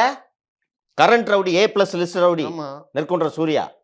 அப்புறம் நேற்றைக்கு முன்தினம் அந்த மடாதிபதி ஒருவரை மிரட்டிய வழக்கில் முன்ஜாமீன் கேட்டு அகோரம் நீதிமன்றத்தை அணுகுகிறார். நீதிபதி பேர் தமிழ்ச்செல்வி ஆர் சம்திங், கரெக்டாக நினைவில்லை. 30 கேஸை பெண்டிங்காக வச்சுக்கிட்டு ஏவி கேட்டு வர நீ ஓடு, இதை சொல்லி தான் டிஸ்மிஸ் பண்ணியிருக்காங்க. வெங்கடேசன் போலீஸ் பாதுகாப்பு கட்டத்தில் அதான சொன்னாங்க. ஆமாம் இவர் ஜஸ்டிஸ் மிஸ்டர் ஆனந்த் வெங்கடேஷ் வந்து சொல்லும்போது உனக்கு உயிருக்கு ஆபத்து இருக்குன்றதை நாங்கள் மறுக்கல, ஆனால் இந்த ஆபத்தை நீயா ஏற்படுத்திட்டீங்க, அதுக்கு நாங்கள் எப்படி மக்கள் வரிப்பணத்தில் எப்படி வந்து நாங்கள் பாதுகாப்பு கொடுக்கணும் முடியாதுன்னு சொல்கிறார். ஒட்டு மொத்த ரவுடிங்களை தூக்கி வச்சுக்கிட்டு மது ஆலை வச்சிருக்கிறதுனால சமூக விரோதின்னு சொன்னால் போதை மருந்து கடத்துறவனெல்லாம் தான் நீங்கள் கட்சியில் சேர்த்து வச்சுக்கிட்டு இருக்கீங்க. மாட்டினாரு. அப்புறம் அவர் சமூக விரோதி இல்லையா? ம். லாட்டரிக்கு போலி லாட்டரி சீட்டுகளை அடித்து லட்சக்கணக்கான குடும்பங்களை அடித்த மார்ட்டின் உங்களுக்கு சமூக விரோதியாக தெரியவில்லையா? அவர் மனைவியை கட்சியில் சேர்ந்து பதவி கொடுக்குறீங்க, அவங்க கிட்ட 1500 600 கோடிக்கு எலக்ட்ரோல் பாண்டு வாங்குறீங்க, ஃப்ராடுத்தனம் பண்ணுற அத்தனை பேர்கிட்ட நீங்கள் பாண்டு வாங்கியிருக்கீங்க. நீங்கள் சமூக விரோத கட்சியா இந்த கட்சியா? கடைசி வரைக்கும் பாபா ராம்தேவ் தூக்கி பிடிச்சிருந்தாங்கல்ல. அம்மா ம். அட்டி மொரட்ட அட்டி நேற்று சுப்ரீம் கோர்ட்டில் மன்னிப்பு- மீண்டும் மீண்டும் மன்னிப்பு கேட்டாலும் மன்னிக்க மாட்டோம். We are going to rip you apart நாங்க ம். கிழிச்சு தொங்கோட போறோம்னு ஜட்ஜு சொல்றாங்க. எவ்வளோ கோவம் இருந்திருக்கும். ஐயோ சொல்றாரு இல்லைங்க அப்பாலஜி அன்கண்டிஷனல் ஏத்துக்கல. நெக்ஸ்ட் அப்பாலஜி கேட்டாலே எனக்கு கோவம் வரும். ஆ நீ கேட்காத அப்படி. நீ கேட்குற அப்பாலஜி நீ எந்த பேப்பர்ல அப்பாலஜி கேட்டிருக்கியோ அந்த பேப்பருக்கு கூட ஒர்த் இல்லை. ம்.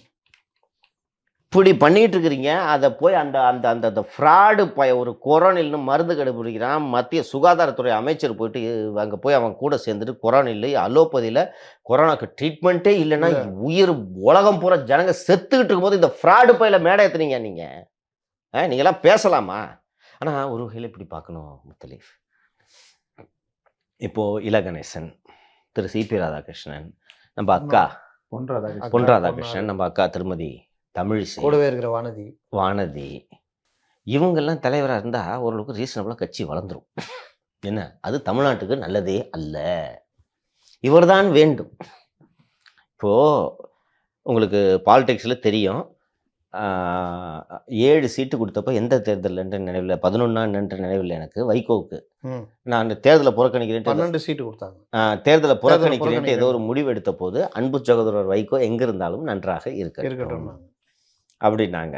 அவரும் அன்பு சகோதரன்ட்டு ஏதோ ஒன்று சொன்னார். அது முடிஞ்சு போச்சு. 2016 வைகோவும் ஜெயலலிதாவும் கூட்டணி சேர்ந்திருக்க முடியும். இதுதானே இப்போ வேற அரசியல். அசைன்மெண்ட் கொடுத்தாங்கல்ல. அது கூட அது மக்கள் நல கூட்டணி அசைன்மெண்ட். இது இருக்கு. ஆனால் இப்படி நீங்கள் இன்னைக்கு அதிமுகவை இந்த பேச்சு பேசுறீங்க. இவர் எனக்கு உள்ளபடியே தெரிஞ்சு பேசுகிறாரா தெரியாமல் பேசுகிறாரான்னு தெரியல. மோடியோ மற்றவர்களோ எங்கேயுமே ஏடிஎம்கே அட்டாக் பண்ணல. நேத்து கூட அட்டன் பண்ணலைங்க. புகழ்ந்து பேசுறாங்க ஆ. ஜெயலலிதாவை. ஜெயலலிதா புகழ்ந்து பேசுறாங்க. இன்னைக்கு ஏங்க இப்படி பேசணும்? அதாவது அதிமுக ஒரு அண்ணாமலை சொல்கிற லாஜிக், ஜெயலலிதா இருந்த வரைக்கும் ஊழல் கட்சியாக இருந்துச்சான். ஊழல் கட்சியாக இல்லையாம். எடப்பாடி வந்தோன்னா ஊழல் கட்சி ஆச்சா. Jayalalithaa is a convicted criminal for the corruption chargesங்க. சொன்னதும் அண்ணாமலை தான். அதுல தான் பிரச்சனை ஆரம்பிச்சது. டைம்ஸ் ஆஃப் இந்தியா பேட்டி. அதுல தான் பிரச்சனை ஆரம்பிச்சது. ஐயோ இப்போ அதுக்கு என்ன அவங்க சொல்றது? ஜெயிலுக்கு போகும்போது அவர் அண்ணாமலை வந்து சர்வீஸ்ல இருக்காரு. சரி சொல்லுங்க. யூ ஆர் அதை ரைட். விடுங்க. அவர் பேட்டி கொடுத்தாரு. ஜெயலலிதா குற்றவாளி. குற்றவாளி. அதுலதான் பிரச்சனை ஆரம்பிச்சது. இப்போ எங்க நேத்து ஒன்று பேசுறாரு, இன்னைக்கு ஒன்று பேசுறாரு. இந்த டிஜிட்டல் யுகத்துல எல்லாத்தையும் எடுத்து போடுவாங்க. யோசிக்க வேணாமா? இல்லங்க, நீங்க நிதானத்தை சுத்தமா தவறிட்டாருன்னு தோணுது முத்தலீஃப். நீங்க என்ன அரசியல் பேச அரசியல்ல பயணம் செய்யணும்னா ஆ நீங்க வந்து கீழ இருந்து மேல அப்படி படிப்படியா வரும்போது, இப்போ நீங்க பிரச்சாரத்துக்கு போறாங்க, வேட்பாளரை திட்டுறான். கீழே ஒருத்தர் ஒன்றிய செயலாளர் நிற்பாரு, ஒரு மாவட்டம் நிற்பாரு. தம்பி தம்பி விடுங்கப்பா, என்னப்பா இருந்தாங்க. அவங்களுக்கு இந்த நீக்கி போக தெரியும். பத்திரிகையாளர்கள் தம்பி விடுங்கப்பா, இந்த கேள்வி கேட்காதீங்கப்பா, இப்படிலாம் வளர்ந்துருப்பாங்க. அவங்களுக்கு இந்த நிதானம் தெரியும். இப்படியே வளர்ந்து தலைவராக வரும்பொழுது ஒரு நிதானப்பட்ட தலைவராக வந்திருப்பாங்க. நீங்கள் இப்போ தான் வந்தீங்க, சர்வீஸ் முடிச்சு வந்தீங்க. 1 வருஷம் 8 மாதத்துலேயே உங்களை தலைவராக்கிட்டாங்க. தலைவராக்கணுன்னா நீங்கள் என்ன பண்ணீங்க? எந்த கட்சியிலும் எந்த தலைவனும் அந்த வேலையை செய்ய மாட்டான். இந்த ஃபோனு டேப்பு அது இதுன்னு கூட இருக்கிற கட்சிக்காரனையும் காலி பண்ணுற வேலை. ஐயோ, நான் இன்னைக்கு ரெட் பிக்ஸில் பேசிட்டு வந்திருக்கேன். உங்களை விட பல வருடம் சீனியர் திரு கேடி ராகவன். சரியா? கட்சிக்கு முகமாக இருந்தார் அவர். கரெக்ட். நீங்கள் டிவி வாதங்கள் he is the purse for the party. அவர் நிதியமைச்சருக்கு நெருக்கன்றதுனால அவர் ஃபோனை எடுத்து இந்த மாதிரி கட்சிக்கு நிதி வேணும்னா எல்லா கம்பெனிக்காரனும் கொடுப்பான். அப்படி இருந்தார் அவர். ஹிஸ் அட்வொகேட் இல்லை, அவர் advocate, CA chartered account, auditor, அட்வொகேட்டானு தெரியல. இல்லை, ஐ திங்க் அட்வொகேட்டுங்க. I think advocate. சரியா? இருக்காரு. ஒரு எவனோ ஒருத்தன் நேற்று முளைச்ச கத்திரிக்காய் ஒருத்தன் வந்து இது மாதிரி கொடுத்த உடனே அவனுக்கு போய் நான் தான் இதில் ரெட்பிக்ஸில் சொன்னேன், அவனை பிடிச்சி உள்ள போடு. எந்திரிச்சு ஒரு அறை விட்டுக்கணும். போலீஸ் ஆஃபீஸர் தானே நீ, என்னடா நினச்சிட்டு இருக்க?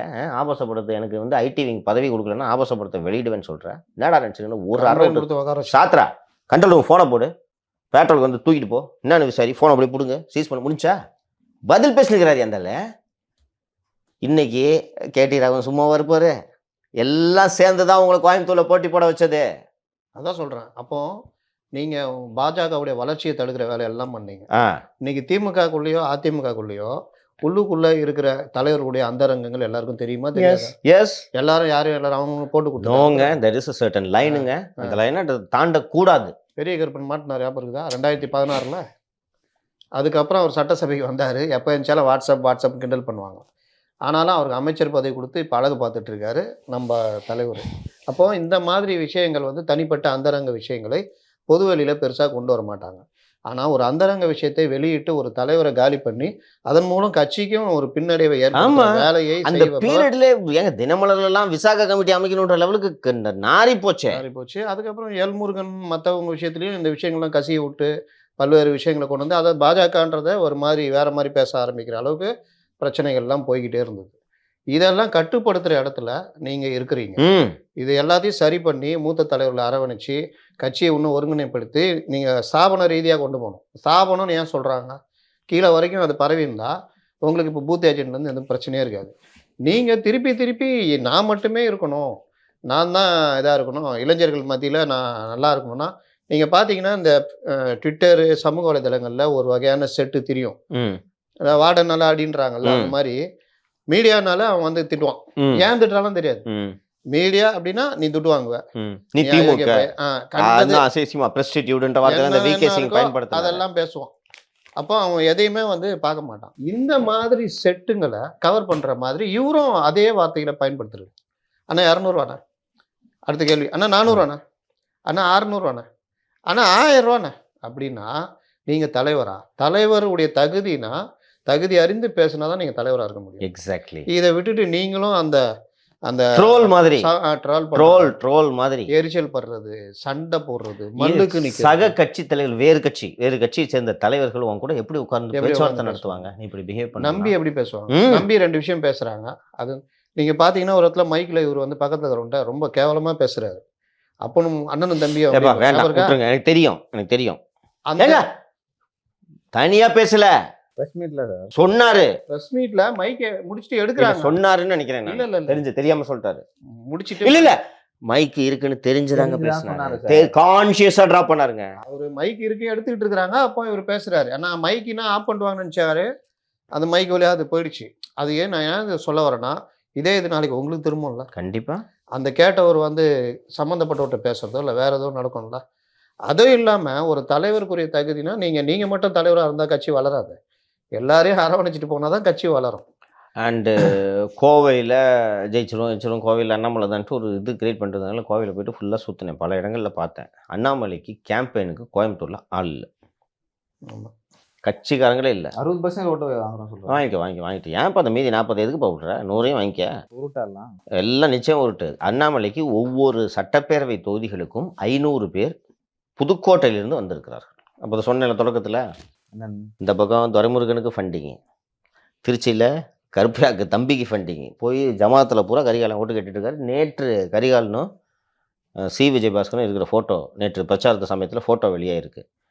இங்கே அண்ணாமலைக்கு ஃபுல் ஃபண்டிங்கு, மணி டிஸ்ட்ரிபியூஷன் உட்பட அந்த 500 பேர் அங்கேருந்து வந்திருக்காங்களா, கல்யாண மண்டபத்தில் தங்கி சமைச்சு சாப்பிட்டுட்டு இருக்கிறாங்க. பிரச்சாரத்துக்கு அவர் அனுப்பி விட்றாரு. தனித்தனியாக போகிறாங்க. அவங்களுக்கு புதுக்கோட்டை சேர்ந்தவங்க. இந்த தெருவில் இருக்கிறதுல எந்த வீட்டில் எந்த ஓட்டு எந்த கட்சிக்கு ஓட்டுன்னு ஒன்றும் தெரியல. ஒரு வீடு தவறாமல் போய் ஓட் ஃபார் அண்ணாமலைன்னு ஒரு ஸ்டிக்கரை டோரில் ஓட்டிட்டு போகிறாங்க. கதவை திறந்தாங்கன்னா அண்ணாமலைக்கு ஓட்டு போடுங்க, ஜெயிச்சா மந்திரி, இதான் பிரச்சாரம் பண்ணிட்டு போயிட்டு இருக்காங்க. திமுககாரன் வீட்டிலலாம் அந்த ஸ்டிக்கரை ஓட்டிட்டு போகிறாங்க. கட்டுப்புல கிழிச்சு எறிகிறானுங்க. இது எந்த வகையில் உதவும்?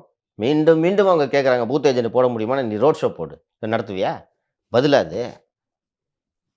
அண்டு அதிமுகவை ஜாதி கலவரம் உண்டு பண்ண மாதிரி பேசியிருக்காருங்க. டிடிவி தினகரனும் ஒரு பன்னீர்செல்வமும் ஜெயிச்சிட்டாங்கன்னா சவுத்து பூரா போயிடும். அது கொங்கு கட்சி ஆயிடுச்சு. அது கொங்கு கட்சி சவுத்து பூரா போயிடுங்க. அதுக்கப்புறம் அவ்வளோதாங்க. அண்ணன் டிடிவி 60% வாங்குவார். இவர் சுயேட்சையாக பலாப்பழ சின்னத்தில் இவர் ஜெயிச்சிட்டாங்கன்னா சவுத்து பூரா அதிமுக போயிடும். அவ்வளோதான். அண்டு உங்களுக்கு தெரியும், மோடி தெரியாமையாங்க ஏடிஎம்கே அட்டாக் பண்ணாமல் இருக்காரு. நாளைக்கு ஏதாவது ஆகும், நாளைக்கு ஏதாவது நம்ம உதவுவாங்க.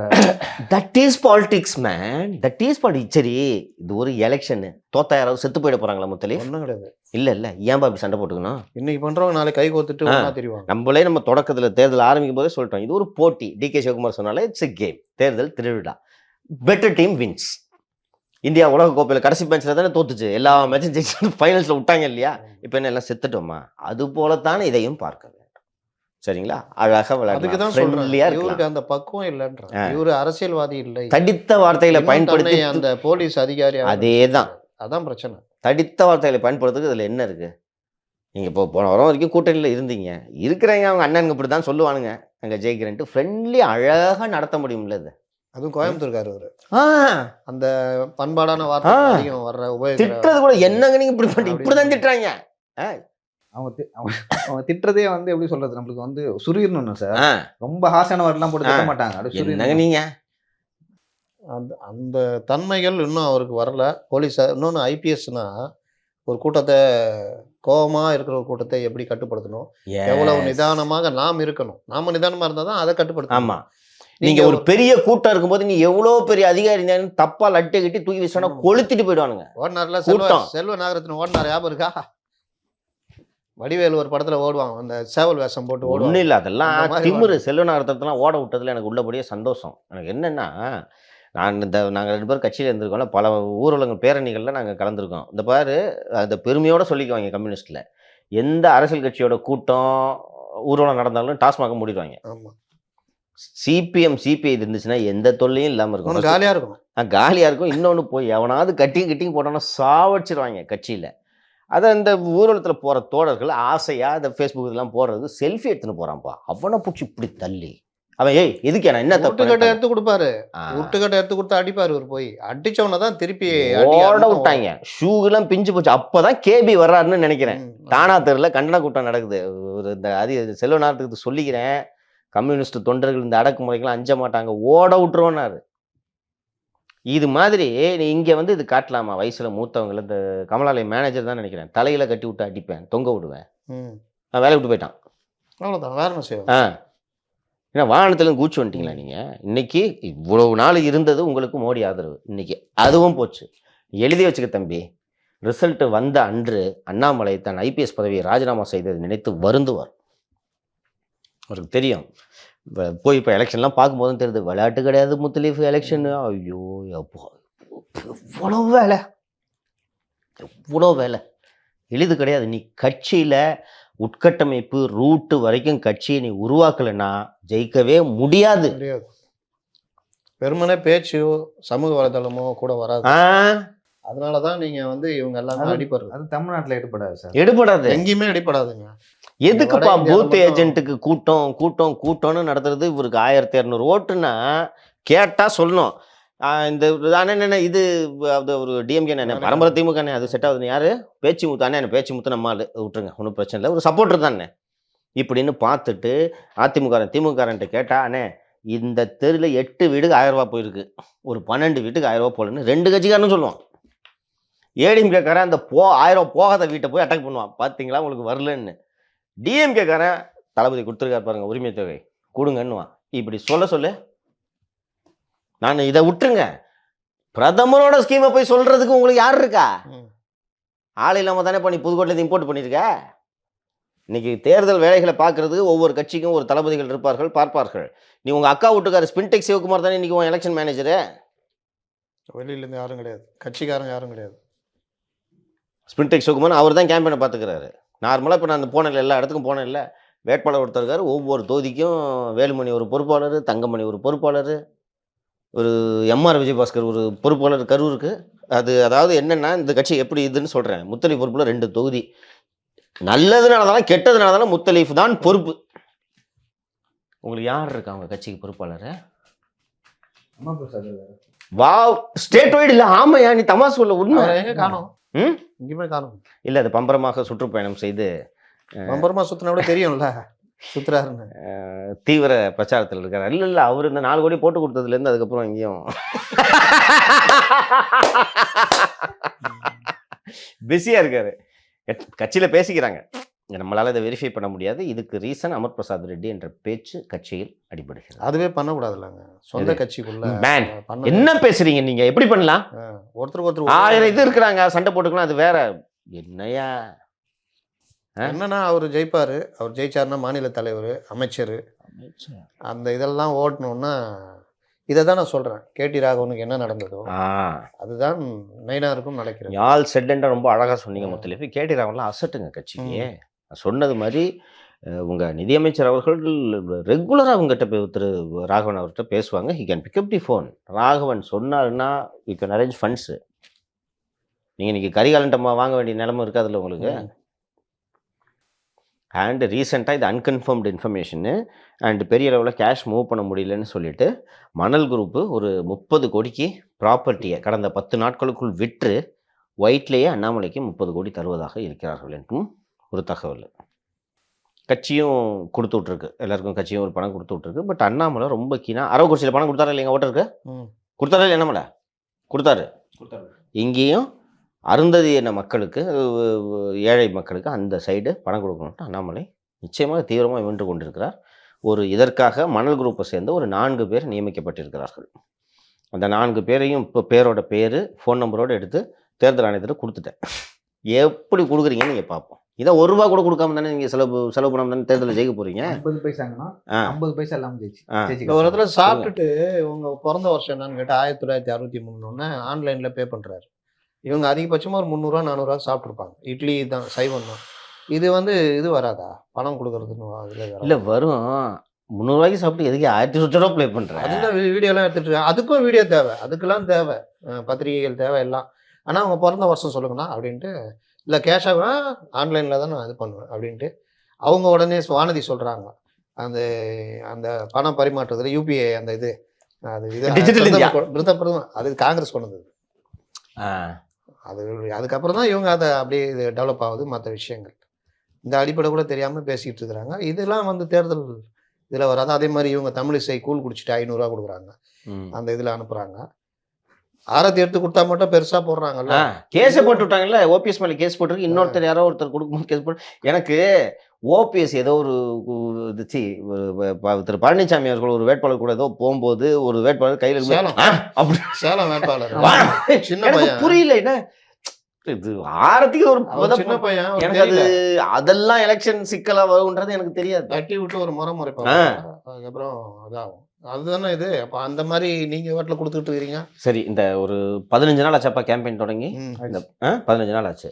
இப்போ இந்த 15 நாளில் முத்தலிஃப் 2 அணியில் எந்த அணி கெயின் பண்ணியிருக்கு, எந்த அணியோட பிரச்சாரத்திற்கு மக்களிடம் வரவேற்பு இருக்கிறது? இப்போ இப்போ சூப்பராக பேசுகிறப்ப அப்படின்ட்டு நல்லா இருக்குப்பா இவங்க கேம்பெயின் எல்லாம் பண்ணுறாங்கன்னு ஜென்ரல் ஒப்பீனியன் நான் சொல்கிறேன். அது வாக்குகளை மாறதெல்லாம் பின்னாடி பார்த்துக்குவோம். ஜென்ரலாக எந்த அணியோட கேம்பெயின் மக்களிடம் பரவலாக வரவேற்பை பெற்றிருக்கிறது, கவனிக்கப்படுகிறது? இவங்க ஆரம்பிக்கும் போது ஒரு சந்தோஷமாக தான் ஆரம்பித்தாங்க. யார்? டிஎம்கே. ஏன்னா அதே கூட்டணி 2019 கூட்டணி, 2021 அதே கூட்டணி, வெற்றி கூட்டணி 39-0. அதனால எல்லார் மத்தியிலும் ஒரு கருத்தை வேற உருவாக்கியிருந்தாங்க. சேம் அதே கூட்டணி, நாங்கள் யாரையும் வெளியே போகல, எல்லாருக்கும் கொடுத்துட்டோம். அதுக்கு நம்ம ஜாஃபர் சாதிக்குடைய பிரச்சனைனால எல்லாருக்கும் கேட்டதை கொடுத்துட்டோம். இந்த கூட்டணி வெற்றி கூட்டணி அப்படின்ட்டு ரொம்ப சந்தோஷமா. அப்புறம் அந்த லகட பாண்டிகள் இந்த இதெல்லாம் எடுத்து கொடுப்பாங்கல்ல, தலைவரை நேராக போறீங்க, உரிமை தொகை கிடைத்ததா என்று கேட்குறீங்க. முதல்ல எல்லாம் தலையாட்டுவாங்க. அடுத்து பஸ்ஸு, இலவச பஸ்ஸில் இந்த இடம் போகிறீங்கன்னா அங்கே எவ்வளோ பேர் பயணம் செஞ்சுக்கான்னு சொல்கிறீங்க. அதுக்கப்புறம் எல்லாம் மாநில திட்டங்கள் அதுன்னு இவங்களும் சந்தோஷமாக தான் ஆரம்பிச்சு. அதெல்லாம் தாண்டி சனாதனத்தை பற்றி நீங்கள் என்ன நினைக்கிறீர்கள் அப்படின்னு ஒரு கொஸ்டின் இருந்துச்சு. அதான் எனக்கு அந்த கொஸ்டின்லாம் எதுவும் கேட்கணும். அது தனி, அதை விட்டுருங்க, அதுக்கு வருவோம். இது பேச்சில் என்ன பேசணும்னு சின்னவரும் ஜாலியாக போனார். தலைவரை வழக்கமாக அந்த செங்கலை மறந்துடாதீங்க, அதுதான் நமக்கு வெற்றி சின்னம். அது அவங்க இது என்ன சொல்லுவாங்க, சென்டிமெண்ட்டாக. அது செங்கலை தூக்குனா ஜெயிச்சிருவார். இந்த தடவை சென்டிமெண்ட் உடையன்னு நினைக்கிறேன். சென்டிமெண்ட்டாக செங்கலை தூக்குனாரு, பேசினார், ஆரம்பிச்சேன்னு. ஆரம்பம் என்னமோ நல்லா தான் இருந்தது. உரிமை தொகையை பற்றி கேட்டார். 2 இடத்துல அப்படி போச்சு. எனக்கு வரல, 3வது இடத்துல எனக்கு வரலன்னு ஆரம்பித்தாங்க. அதுக்கப்புறம் தலைவரை 1.15 கொடுத்துருக்கோம், 1.60 கணக்கு, மீதி 45 கொடுக்குறோன்னு சொல்லுங்க தலைவர். பயந்துட்டாங்க. அதில் எல்லாரும் பதில் சொல்ல ஆரம்பிச்சாங்க. ஞாபகம் இருக்கா? கனிமொழி சொன்னாங்க உடுப்பட்டவர்கள். எனக்கு ரொம்ப ஆச்சரியமா அந்த அம்மாவுக்கு தெரியும். எல்லாமே தேர்தல் விதிமீறல்னு இன்பதுறைகள்லேருந்து எல்லாம் போய் புகார் கொடுத்துருக்காங்க. ஏன்னா அப்படி பண்ணக்கூடாது, மக்களை ஏமாத்துறீங்க. இன்னும் ஒருத்தர் என்ன பண்ணிட்டார் தெரியுமா? அந்த இதில் நிற்கிறாரு, தர்மபுரியா மணி வழக்கறிஞர், 2000 ரூபா உரிமை தொகை. தேர்தல் முடிஞ்சோன்னே 1000 ரூபா மத்திய அரசு கொடுக்குதான், 1000 ரூபா இவங்க தராங்க, சேர்த்து 2000 ரூபா உங்களுக்கு. ஏன் மத்திய அரசு கொடுத்தா அது பிஜேபிக்கு அது ஓட்டா போகும். இதை சொல்லலாமா? அது அந்த சேனல்ல போட்டு அந்த ஒரு இந்த மியூசிக்கை போட்டு விட்றாங்க அவர் பேசும்போது. என்னன்னா, எனக்கு என்னங்க இது ரூ. 2000 உரிமை தொகை ரூ. 1000க்கே இங்க ததிங்கினத்த ஆ. எடப்பாடி இவரு எப்படிங்க எம்பி ஆகி, இவரு போய் இவரு இந்தியாவை காப்போம். எடப்பாடி எப்படி பழனிசாமி நாங்க 3000 தரேன்னு சொல்லிட்டு சொன்னாரு. அதுக்கப்புறம் என்ன ஒரு சாதாரண 3000 தராரு அப்படின்னு சொல்லிட்டு அப்புறம் ஒரு இன்டர்வியூ கொடுத்திருந்தாரு ரீசெண்டா.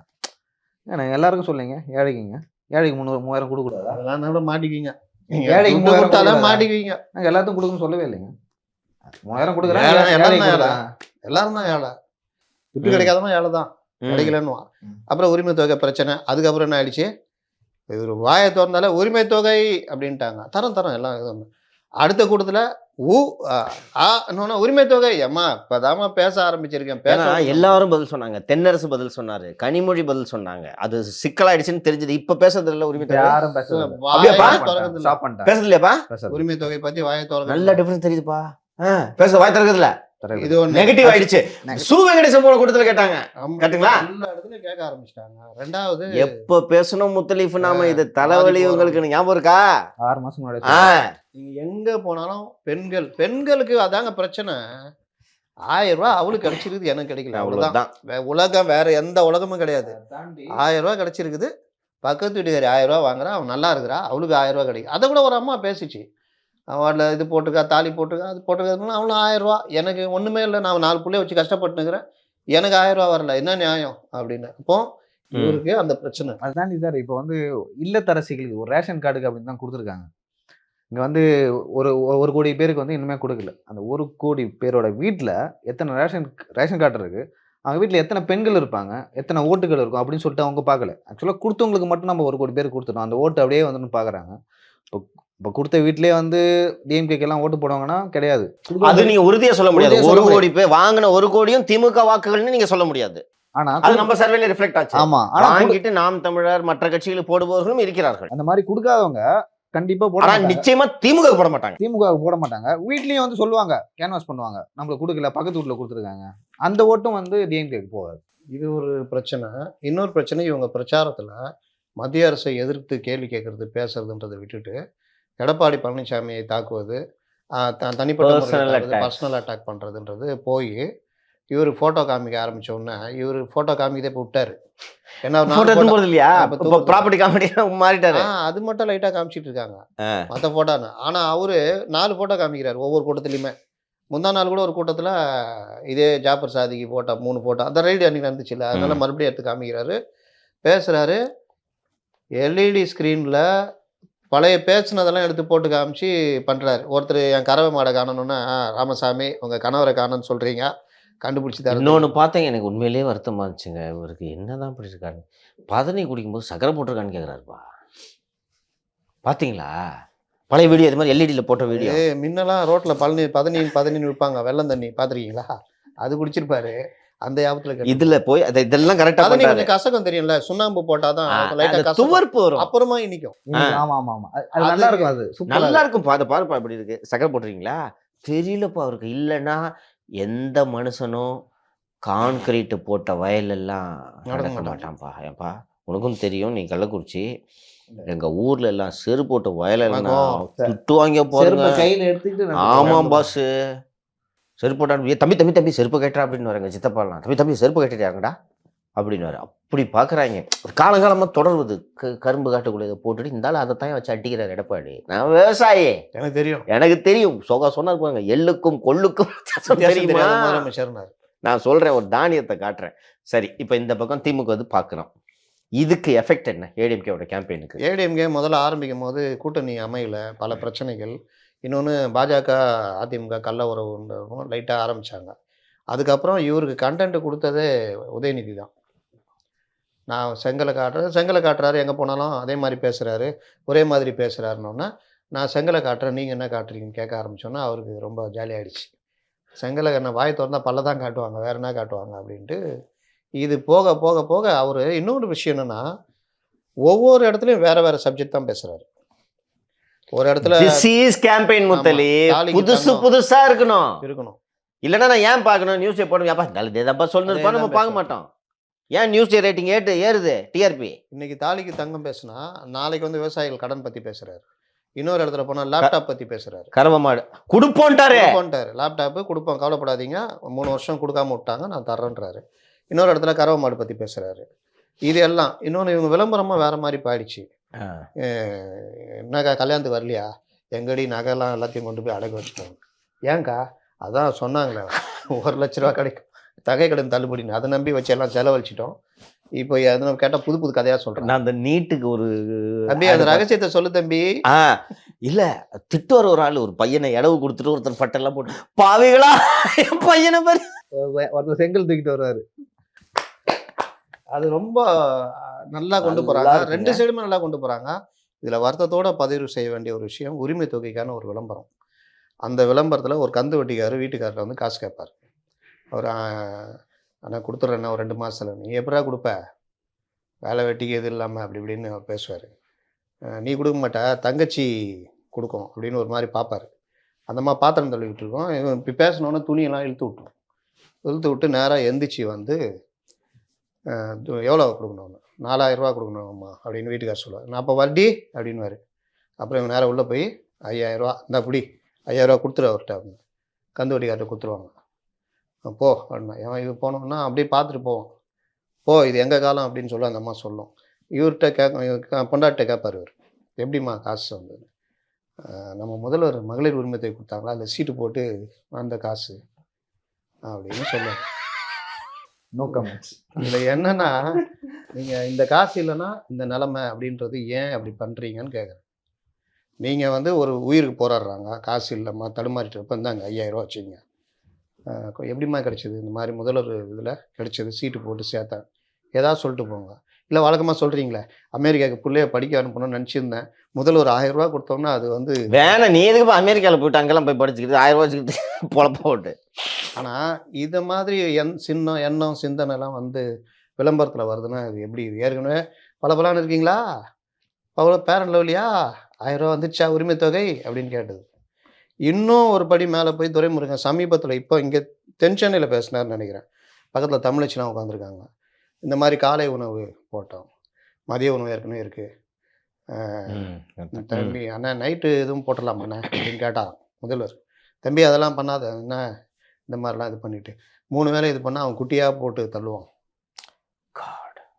இவங்க எல்லாமே இதைத்தானே நினச்சிட்டு இருக்கிறாங்க, இதைத்தான் பேசுகிறாங்க. இவ்வளோ கேவலமாக பண்ணை அடிமை 80 வயதுள்ள ஒரு பொதுச் செயலாளரின் புத்தி இப்படி வேலை செய்தால் அத்தனை பேரும் சிவாஜி கிருஷ்ணமூர்த்திகளாகத்தான் இவர்கள் இருப்பார்கள். பொதுச் செயலாளர் 80 வயசுல உனக்கு ஏன்பா இந்த புத்தி வருது? 80 வயசுல நான் அது வரைக்கும் தான் பார்த்தேன். நீங்க அது சொல்றீங்கல்ல நைட்டு கொண்டு அது ஒன்று எடுத்துறேன், சரி தான் பேச போறேன், இது இருந்துச்சா பின்னாடி? அதாவது பிள்ளையார் தள்ளுவான் அப்படின்ற மாதிரி. அப்போ நீ ஜனங்களை நீ என்ன மதிக்கிற? நீ 3 வேளை சோறு போடுறதுக்காக பிள்ளைய புத்த அனுப்புவாங்களா? என்னடா பேசுறீங்க டேய்? இதுதான் பிரச்சனை. இப்போ இவங்களுடைய எண்ணம் எல்லாமே அந்த பண்ணையார்த்தனம், அந்த இது என்னம்மா பலப்பலான்னுங்கிற பேரண்ட் லெவலியா 1000 ரூபா வந்துடுச்சா, 1000 ரூபா கொடுக்குறாங்களாம்மா ரீசார்ஜ் பண்ணு, யார்கிட்ட வேணாலும் பேசு ஜாலியாக. இந்த வார்த்தை என்ன, நீ எவ்வளோ கேளமாக அதே கேள்வி திரும்ப வரும்ல. உங்கள் வீட்டில் ரீசார்ஜ் பண்ண மாட்டாங்களா? அவர் ரீசார்ஜ் பண்ணுறவங்களா எங்கெங்கே போய் யார்கிட்ட வேணாலும் பேசுவாங்களா? அந்த கேள்வி வரும்ல. உங்கள் வீட்டிலலாம் பேரண்ட் லெவலி போட மாட்டாங்கன்ற கேள்வி ஒரு அம்மா கேட்குது இல்லை, தொடப்பக்கட்டு எடுத்து அடிப்பேன் ஒரு அம்மா. அப்போ நீங்கள் துட்டு ஜாஸ்தி இருந்தால் உங்களோட தேவைகள் நிறைஞ்சிச்சுன்னா புள்ள குட்டியாக பெற்று போடுவீங்களா? அப்போ நீங்கள் கோடியாக சேர்த்து வச்சுருக்கீங்களா? அப்போ டெய்லி அதான் பெற்று போட வேண்டியதானே? இந்த கேள்வி எல்லாமே. அப்போ நீங்கள் தமிழக மக்களை, சாதாரண மக்களை நீங்கள் என்ன நினைக்கிறீங்க? இந்த சிந்தனை தான் மேட்டுமை சிந்தனை. இவங்க தான் சொன்னாங்களே சீமான்கள் கோமான்கள்னாங்களே, அந்த சிந்தனை தானே உங்கள்கிட்ட இருக்குது. நீங்கள் கோமான்கள் ஆகி விட்டீர்கள். ஆமாம், அதுதான் உண்மை. இந்த மக்களை வந்து பரிவோடு பார்க்கணும், அவங்களுக்கான சாப்பாடு இல்லை, அது இல்லை, அந்த தேவைகளை நிறைவேற்றுறதை பற்றி பேசணும். ஆனால் நீங்கள் பேச்செல்லாம் 1000 ரூபா கொடுத்து பிச்சை போடுறன்ற எண்ணம் தானே அது. 1000 ரூபா கொடுத்துட்டேன், நல்லா இருக்கிறியா, எப்படி ஃபேரண்ட் லெவலியா அப்படி அப்படின்னா என்ன பிச்சை எண்ணம்? 1000 ரூபா கொடுத்தியா ரீசார்ஜ் பண்ணு ஓசி. இன்னொன்று 1000 ரூபா துட்டு கட்சோடனே பொம்பளைங்க போய் முக கிரீம் தான் வாங்கி போடுவாங்க. எப்படிப்பா நீங்கள் நினைக்கிறீங்க? ஏன்ப்பா உரிமை தொகைன்னு அழகாக பேரெல்லாம் வச்சிங்க, அவங்க வேலை செய்கிறாங்க வீட்டில், அவங்களுக்கு ஏதாவது கொடுக்கணுன்ட்டு இதெல்லாம் வச்சிங்க, அதை வாங்கிட்டு ஃபேர் அண்ட் லவ்லி போடுவாங்கன்னா அப்போ நீங்கள் இந்த பலபலன்ட்டு பெண்கள் இருக்கணுன்றது தான் உங்கள் மனசில் தோணுது. அதுதான் தெரியுது இல்லையா? இந்த அப்போ இந்த ஒரு தாழ்த்தப்பட்டவர் வரக்கூடாது, இந்த தெருவில் செரு போட்டு வந்து கோவம் வந்து அவனை தாக்குறது, இந்த புத்தி இருக்குல்ல உங்களுக்கு, கிட்டத்தட்ட அந்த புத்தி தானே இருக்கு. ஆமாம், 1000 ரூபா கொடுத்தா பலபலான்னு இருக்கிறீங்கன்றது இந்த 3 வேளையும் சோறு போட்டால் புள்ளக்குட்டியை பெற்று போடுவான்றது, ஓசி ஓசி ஓசி பஸ்ஸுன்றது. சிஎம் வரைக்கும் எங்கே போனாலும் பிரச்சனை தான். பஸ்ஸே வர மாட்டேங்குது. நீ ஏன் ஓசி பஸ் விட்ற? உள்ள பஸ்ஸையும் இப்போ காணோம். ஓசி பஸ்ஸு தான் விடனா உள்ள பஸ்ஸையும் இப்போ காணோன்றது. இது எல்லாமே இவங்களுக்கு பிரச்சாரத்தில் பெரிய ட்ராபேக்காக இருக்குது. இது எல்லாம் தாண்டி முதல்வர் ஃபேனை போடு மாலா, எரியுதடி மாலா, ஃபேனை போடு. ஆக்சுவலாக அந்த பேப்பர் வந்து திண்டுக்கல் லியோனி கொடுக்க வேண்டியதான். ஸ்கிரிப்ட் பேப்பர் மாதிரி இருந்துச்சான். இல்லை இப்படி ஒரு நியூஸ் அது நியூஸ்ல ஏங்க 3 தடவை பேசுறாருங்க எரியுதடி மாலா. அது வந்து எப்படின்னா, ஐயோ எரியுதடி மாலா ஃபேனை போடு அப்படின்ட்டு தான் அந்த மாடுலேஷன். ஆமா. தலைவர் மாடுலேஷனு எரியுதடி மாலா ஃபேனை போடு. அது என்ன ஆயிடுச்சுன்னா இப்போ ரிவர்ஸ் ஆயிடுச்சு. ஐயோ நம்ம வேணா ஒரு 10 கொடுக்கலாம் கேட்டா. அண்ணி எங்கேயாவது சவுண்டு கொடுத்துருவோம் எவா மாலா மாலா அது வேற போட்டாங்களே, ஓடுத ஆ. போட்டு அடிக்கிற மாதிரி எவா மாலா எனக்கு தெரியாம மாலா அப்படின்னு. அதுக்கப்புறம் ஒரு முதல்வருங்க, கலைஞரின் மகனுங்க. அதுதான் சொல்றேன். வரலாமாங்க சொல்லிக்கிறீங்க. தலைவருங்க. ஏனென்றால் நான் கலைஞரின் மகன். நீங்க இது என்னங்க என்ன எழுதி கொடுத்தாலும் ஏங்க பேசுங்க. இந்த ட்ரோலு பாயிலுங்க யூஸ் பண்றதெல்லாம் மீன் போடுறவங்க யூஸ் பண்றது மேடையில பேசலாமா பாஸ்? எங்க எந்த அளவுக்கு இவர்களுக்கு வறட்சி ஏற்பட்டு விட்டது. என்ன பேசுறதுன்னு தெரியலப்பா, என்ன பேசுறதுன்னு தெரியலப்பா. சப்ஜெக்டே இல்லைன்ற சப்ஜெக்ட் இல்லை. நீங்க ஆளுங்கட்சி இருக்காது தான், ஆனா நீங்க திட்டுறதுக்கு தான் பிஜேபி இருக்குதே. நீங்க தான் சொன்னீங்க, நம்ம நிகழ்ச்சியில தான் சொன்னீங்கன்னு நினைக்கிறேன். திருச்சி மாநாட்டையே நான் சொன்னேன். இல்ல 19ல திமுக பதவி இல்லாமல் வெறிகொண்டு தேர்தலை சந்தித்தார்கள். ஆமா, அதனால் அவர்கள் அந்த வெற்றியை அடைந்தார்கள். இன்னைக்கு மெதப்புல தேர்தலை சந்திக்கிறாங்க. அதிமுக காரன் இன்னைக்கு பதவி இல்லாம வெறியோட வெறியோட, தேர்தலை ஆமா. சந்திக்கிறான். அந்த திரும்பிச்சு. திங் இஸ் இதுன்ட்டு நீங்க தான் சொன்னீங்கன்னு நினைக்கிறேன். நம்ம நிகழ்ச்சியில தான் சொன்னீங்க. That is very visible. நான் போறேன்ல, ஒரு விஷயம் நான் சொல்லியிருக்கேன். அந்த கொங்கு பகுதிக்கெல்லாம் போயிட்டு வந்தேன்ல, அந்த சின்ன சின்ன பசங்க என்னை கூட்டு போவாங்க. போய் வந்த இடத்துக்கு கேண்டிடேட்டுக்கு இதெல்லாம் கூட்டு போகும்போது, அண்ணா எப்படின்னா இருக்கு, நம்ம ஜெயிச்சிருமாண்ணா அப்படின்ட்டு அவங்களுக்கு இங்கேருந்துலாம் திருவள்ளூர் மதுராந்தகம் இங்கேருந்துலாம் போயிருக்காங்க.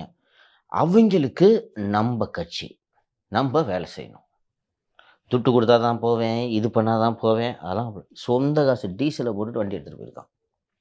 எதுக்கு நான் கேண்டிடேட் பின்னாடி போகணுண்ணே அப்படின்ட்டு இருக்கான். சில இடங்களில் பணம் கேண்டிடேட்ஸ் கொடுக்குறாங்க, சில இடங்களில் பல இடங்களில் செலவுக்கு கூட கொடுக்க மாட்டாங்க. அந்த அதிமுக இது நம்ம வேலை, நம்ம எலெக்ஷன், நம்ம தான் பார்க்குறோன்ற ஃபீலிங் அங்கே இருக்குது.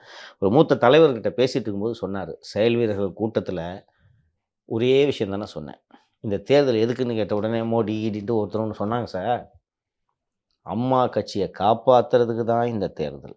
அம்மா சொன்னாங்கல்ல, நான் இறந்த பிறகு 100 வருஷம் அந்த கட்சி இருக்கணும்னு சொன்னாங்கல்ல, அதை உறுதிப்படுத்தணுன்னா நீங்கள் இந்த தேர்தலை நாம் ஜெயிச்சு காட்டணும்.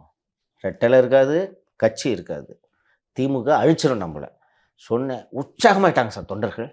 இது எல்லா இடத்துலையும் நான் பார்க்குறேன். இதே ஒரு மூத்த தலைவர் பேசும்போது, என் கேம்பெயினுக்கு பணம் கொடுத்தா வர வெயில் எல்லாம் வந்து நிற்க முடியாதுன்னு என்கிட்டே சொல்கிறாங்கப்பா. ஆனால் என்னென்ன ஒன்று வெயில்னே பணத்தை எடுத்து வைனேன்றாங்க. பணம் எங்கெங்கே கொடுக்கலையோ வரவே மாட்டாங்களாம். எங்க சார் அந்த திமுக முக்கியமானது பிரச்சாரத்துக்கு என்ன கூட்டு போகிறாங்க. என்னங்க கூட்டம்லாம் இல்லை, வந்துடுவாங்க கடைசி வரைக்கும் வரலையா. என்னென்னா அந்த லோக்கல் ஆளு மக்களுக்கு பணம் கொடுக்கணும் அஷ்டானம் வரலையா. இங்கே இந்த பக்கம் ரிவர்ஸு. ஈரோடில் ஏடிஎம்கே துட்டு கூட்டு வந்தது 40,000 பேர் பிளானு. அந்த ஈரோடு பிரச்சாரம் கொடுத்துக்கு 40,000 பேருக்கு பிளான் போட்டு 100 200 கொடுத்துருக்காங்க. வந்தது 70,000 பேரும். இது இயல்பாக நடக்குது. அண்டு கொங்கு பகுதிக்கு போனேன்னு சொல்லிட்டு நீங்கள் சொன்னீங்கல்ல, ஒரு புறம் ஜிஎஸ்டி மூலமாக பிஜேபி எங்களை அழித்து விட்டது. சரி, கொஞ்சம் ஏதாவது லைட்டாக தப்பிச்சுக்கலான்னு பார்த்தோம்னா கரண்ட்டை ஏற்றி எங்களை கொல்றாங்க. இது எல்லாருக்கிட்டே இருக்குப்பா. சரிங்க, என்ன ஏன் ADMK period sir, ADMK period at least current இல்லை சார் அப்படின்னாரு. இன்றைக்கி நம்ம போட போகிறோம் திரு தங்கமணி அவர்களோட பேட்டி. நான் கேட்டேன், சார் மின்வாரியம் தான் நஷ்டத்தில் போகுது, என்ன அதுவும் பொதுத்துறை நிறுவனம் தானே, கரண்ட் ஏற்றாமல் எப்படி சார் சமாளிக்க முடியும், அது அழிஞ்சு போயிடாதா அப்படின்னு கேட்டேன். சார் ரோடு போடுறதுக்கு 20,000 கோடி ஒதுக்குறீங்க சார். நீங்கள் இந்த நெசவாளர்களுக்கு மின்கட்டணத்தை சலுகை கொடுக்கறதுக்கு அந்த ரோடுலேருந்து 5,000 கோடியை ஒதுக்குறதுல உங்களுக்கு என்ன சார் பிரச்சனை? ஏன் அந்த ரோடு எல்லா ரோடையும் போட்டு முடிச்சிட்டிங்களா ஃபஸ்ட்டு? ரோடே போடல. அது சொன்னது அவர். மனசு இருந்தால் முடியும் சார், சிம்பிளாக சொன்னார். நாங்கள் எப்படி சார் கொடுத்தோம், நாங்கள் ஏற்றுனோமா கரண்ட்டை, நாங்கள் ஏற்றுனோமா, எங்களால் முடியுதில்ல, உங்களால் ஏன் முடியல அப்படின்ட்டு கூடுதலாக ஒரு விஷயத்த சொன்னார். மின்வெட்டை ஏற்படுத்துறதே ப்ரைவேட்டுக்கிட்ட பவர் வாங்குறதுக்காகவே மின்வெட்டை செயற்கையாக ஏற்படுத்துகிறாங்கன்னாரு. சொல்லிட்டு நம்ம ஊர் சார், நம்ம தொழில் சரி, மின்சார வாரியம் நஷ்டமாகுதுன்னு ஜவுளித்துறை அழிய விட்டுலாமா? லாஜிக் தானே இது? ஆமா. மின்சார வாரியம் நஷ்டமாகுதுன்றதுக்காக அது ஒரு நிறுவனம் சார். இது பல குடும்பங்களின் வாழ்க்கை. இதை காப்பாற்றுறதுக்கு இன்னும் கொஞ்சம் நஷ்டமாகட்டும் சார். சார் அது லாப நட்டம் பார்க்கக்கூடாது சார். சேவைத்துறை சார் மின்சாரம். இத்தனை பேரோட வாழ்க்கைன்னாரு. இது ஏன் அவங்களுக்கு தோணல? இவங்க எப்படிங்க தோணும்? இவங்க ஜனங்களுக்கும் இவங்களுக்கும் பெரிய இடைவெளியே வந்துச்சு. அந்த இடைவெளினால தான் இந்த திமிரு பேச்சு பேச்சு வருது. ஃபேர் அண்ட் லவ்லியா? காட். அண்ட் இப்போ மின்சாரம் இப்போவும் ஏதோ அடுக்குமாடி கட்டடங்களுக்கு ஏதோ தனியாக மின் கட்டணம் ஏற்றிருக்காங்க போல லேட்டஸ்ட்டாக. அண்ட் ஒரு விஷயம் சம்ம பண்ணி சொல்லிடுறேன். There is a strong under current. இந்த ஆட்சியின் மீது கடும் கோபம் மக்களிடம் இருக்கிறது. அவன் இறுக்கமாக இருக்கான். ஒரே ஒரு இண்டிகேஷனை தெரியும் நமக்கு. 19 வாக்கு சதவீதம் அதிகரித்தால் திமுக சொல்லி முடிஞ்சு. இது மட்டும் நான் சொல்கிறேன். நமக்கு இப்போ நம்ம கெஸ் பண்ண முடியாது, ஜோசியம் பார்க்க முடியாது. மக்கள் என்ன நினைக்கிறாங்கன்னா, மக்கள் அறிவார்ந்த மக்கள் முடிவெடுப்பார்கள். நீங்கள் அதிமுகவை காப்பதற்காக தான் இந்த தேர்தல் நீங்களே, திமுகவை காப்பதற்கும் இந்த தேர்தல். தோத்தாதான் காக்க முடியும். இல்லை இல்லை, ம் தோத்தாலும் சிக்கல், ம் தோத்தாலும் இவங்களுக்குள்ள ஒரு மறுசிந்தனை வரணுன்ற எதிர்பார்க்குறேன். அது இனிமேல் வராது. ஏன்னா இவங்க வேறு மாதிரி பழகிட்டாங்க. 2024 எலெக்ஷனில் திமுக எதிர்பார்த்தது வராமல் ஒரு 15 சீட்டு வருது வச்சுக்கோங்க. பிஜேபி மதிக்கும். மற்ற விஷயங்கள் என்னென்ன ஆகும்? நேற்று பிரதமர் பேசிட்டு போயிருக்காரு. 4000 கோடி ரூபா மணலில் லாஸ், அரசுக்கு லாஸ்ன்றாரு. 4000 கோடின்னு எப்படி குறிப்பிட்டு பேசுகிறாரு? அப்போ பிரதமர் பேசுகிறாருன்னா ஈடி அடுத்து என்ன பண்ணும்? அதில் வருவாங்க. அது பண்ணும்போது என்ன ஆகும்? இவங்க 15 சீட்டு வந்தால் என்ன ஆகும்? வச்சு எகத்தாளமாக அடிப்பாங்க. எப்படி அடிப்பாங்க? எகத்தாளமாக அடிப்பாங்க. 26 எலெக்ஷனுக்கு இவங்களை என்னென்ன பண்ணணுமோ பண்ணுவாங்க. 26 வரைக்கும் இங்கே இருப்பாங்களா இல்லையான்றது எனக்கு சந்தேகமாக இருக்குது. சில பேர் சிறையில் இருப்பாங்க. அண்டு ஏடிஎம்கேல ஒரு பிளான்ட் கோஆர்டினேஷன் இருக்குது.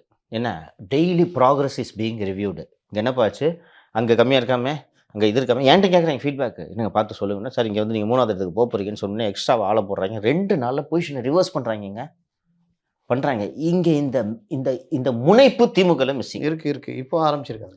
ரைட். இப்போ லேசாக உரைக்குது. வார் ரூம்லாம் கூட்டம்லாம் தொடர்ச்சியாக போடுறாங்க. எங்கெங்கே பிரச்சனை இருக்குதுன்னு இதுவும் பணமும் இறக்க ஆரம்பிச்சிட்டாங்க. Very good, very good. போக ஆரம்பிச்சிருக்குது. ஸ்பீடப் பண்ண ஆரம்பிச்சிருக்காங்க. வட்ட செயலாளர்லேருந்து ஒன்றிய செயலாளர், கிளை செயலாளர் வரைக்கும் காலையில் சாயந்தரம் கட்டாயம் பிரச்சாரம் பண்ணணும். Very good, very good. ஏன்னா நீங்கள் இது சுரங்கம் ஆ யாருமே கண்டுக்காம விட்டது. ஆ நீ சம்பாதிப்ப நான் ஆ ஆ அது இல்லை, நீ பண்ணியே ஆகணும்னு சொல்லிட்டு இறங்கி பண்ணுங்கன்னு சொல்லிட்டு அதை வீடியோ எடுத்து அனுப்பணும். வெரி குட், வெரி குட், எடுப்பாங்க. Very good. அந்த அளவுக்கு இது பல இடங்கள்ல பணப்பட்டுவாடுகள் ஆரம்பிச்சிட்டாங்க. ஸ்பீடாக போய்கிட்டு இருக்குது. இது திமுகவாக இருக்கட்டும், அதிமுக இருக்கட்டுங்க, நல்ல கேம்பெயின் பண்ணி ஒரு சுறுசுறுப்பாக கரெக்டாக பண்ணீங்கன்னா தானே இங்கே மக்கள் யார் பெட்டர் பார்ட்டின்றது மக்கள் முடிவு பண்ணிப்பாங்க. நீங்கள் மங்குன்னு உட்காந்துக்கிட்டு இருந்தீங்கன்னா அது கேமா? அது பார்க்கறதுக்கு நல்லா இருக்கும் சார் எலெக்ஷன். எக்ஸாக்ட்லி. இங்கே நம்ம ஒரு விஷயம் சொல்லிக்கிட்டே இருந்தோம். இவங்க வந்து குடும்ப கட்சி, நாங்கள் குடும்பமாக இருக்கிறோம் சொன்னதெல்லாம் வாய் வார்த்தைகள். அதெல்லாம் கலைஞரோட போச்சு. ஒரு ஒருங்கிணைப்பு இணக்கம் இல்லை. ஏன்னா நீங்கள் அறிவாலயத்துக்கு நீங்கள் வரதில்லை, பொதுச்செயலாளர் வரதில்லை, பொருளாளர் வரதில்லை, யாருமே வரதில்லை. கூட்டத்தை கூட காணொலியில் நடத்துறீங்க, மாவட்ட செயலர் கூட்டத்தை. எந்த குறையும் நீங்கள் கேட்கல, காது கொடுத்து கேட்க தயாராக இல்லை. உங்ககிட்ட யாரும் நெருங்கவும் முடியல. அப்போ இப்படிலாம் போகும் பொழுது இது வந்து பெரிய சிக்கலை உண்டு பண்ணணும்னா தேர்தலை எதிரொலிக்குது. பல மாவட்டங்களில் எனக்கு என்னென்னு சண்டை, கோஷ்டி சண்டை. பவராக ஒரு அமைச்சர் இருக்காரா, அவர் இஷ்டத்துக்கு ஆடுவார். கூட்டணி கட்சிகளை மதிக்கிறதே கிடையாது, கூட்டணி கட்சியில் கண்டுக்கிறதே கிடையாது. கூட்டணி கட்சி தோத்தாலும் பரவாயில்லன்னு. இப்போ இப்படிலாம் போகிறதுனால இல்லை, இந்த மட்டும் தான் நான் பேசுகிறேன். கூட்டணி கட்சிகளை மதிக்காத நான் சொன்னேன். அங்கே அடித்தாதான் ஏடிஎம்கேக்கான வெற்றி இருக்குது அப்படின்றது. இது ஒரு பாட்டுனா நம்ம வைகோ இருக்கார வழக்கம் போல் அப்பாவுக்கும் பிள்ளைக்குமே ஆகலை சண்டை. இப்போவா? ஆமாம், பிள்ளையும் வந்து முரண்டு பிடிச்சின்னு இருக்காரு. வைகோ மேலே கோவப்படுறாராம். கொண்டு போய் அண்ணாமலை கூட விட்டுற வேண்டியதான் அவரை.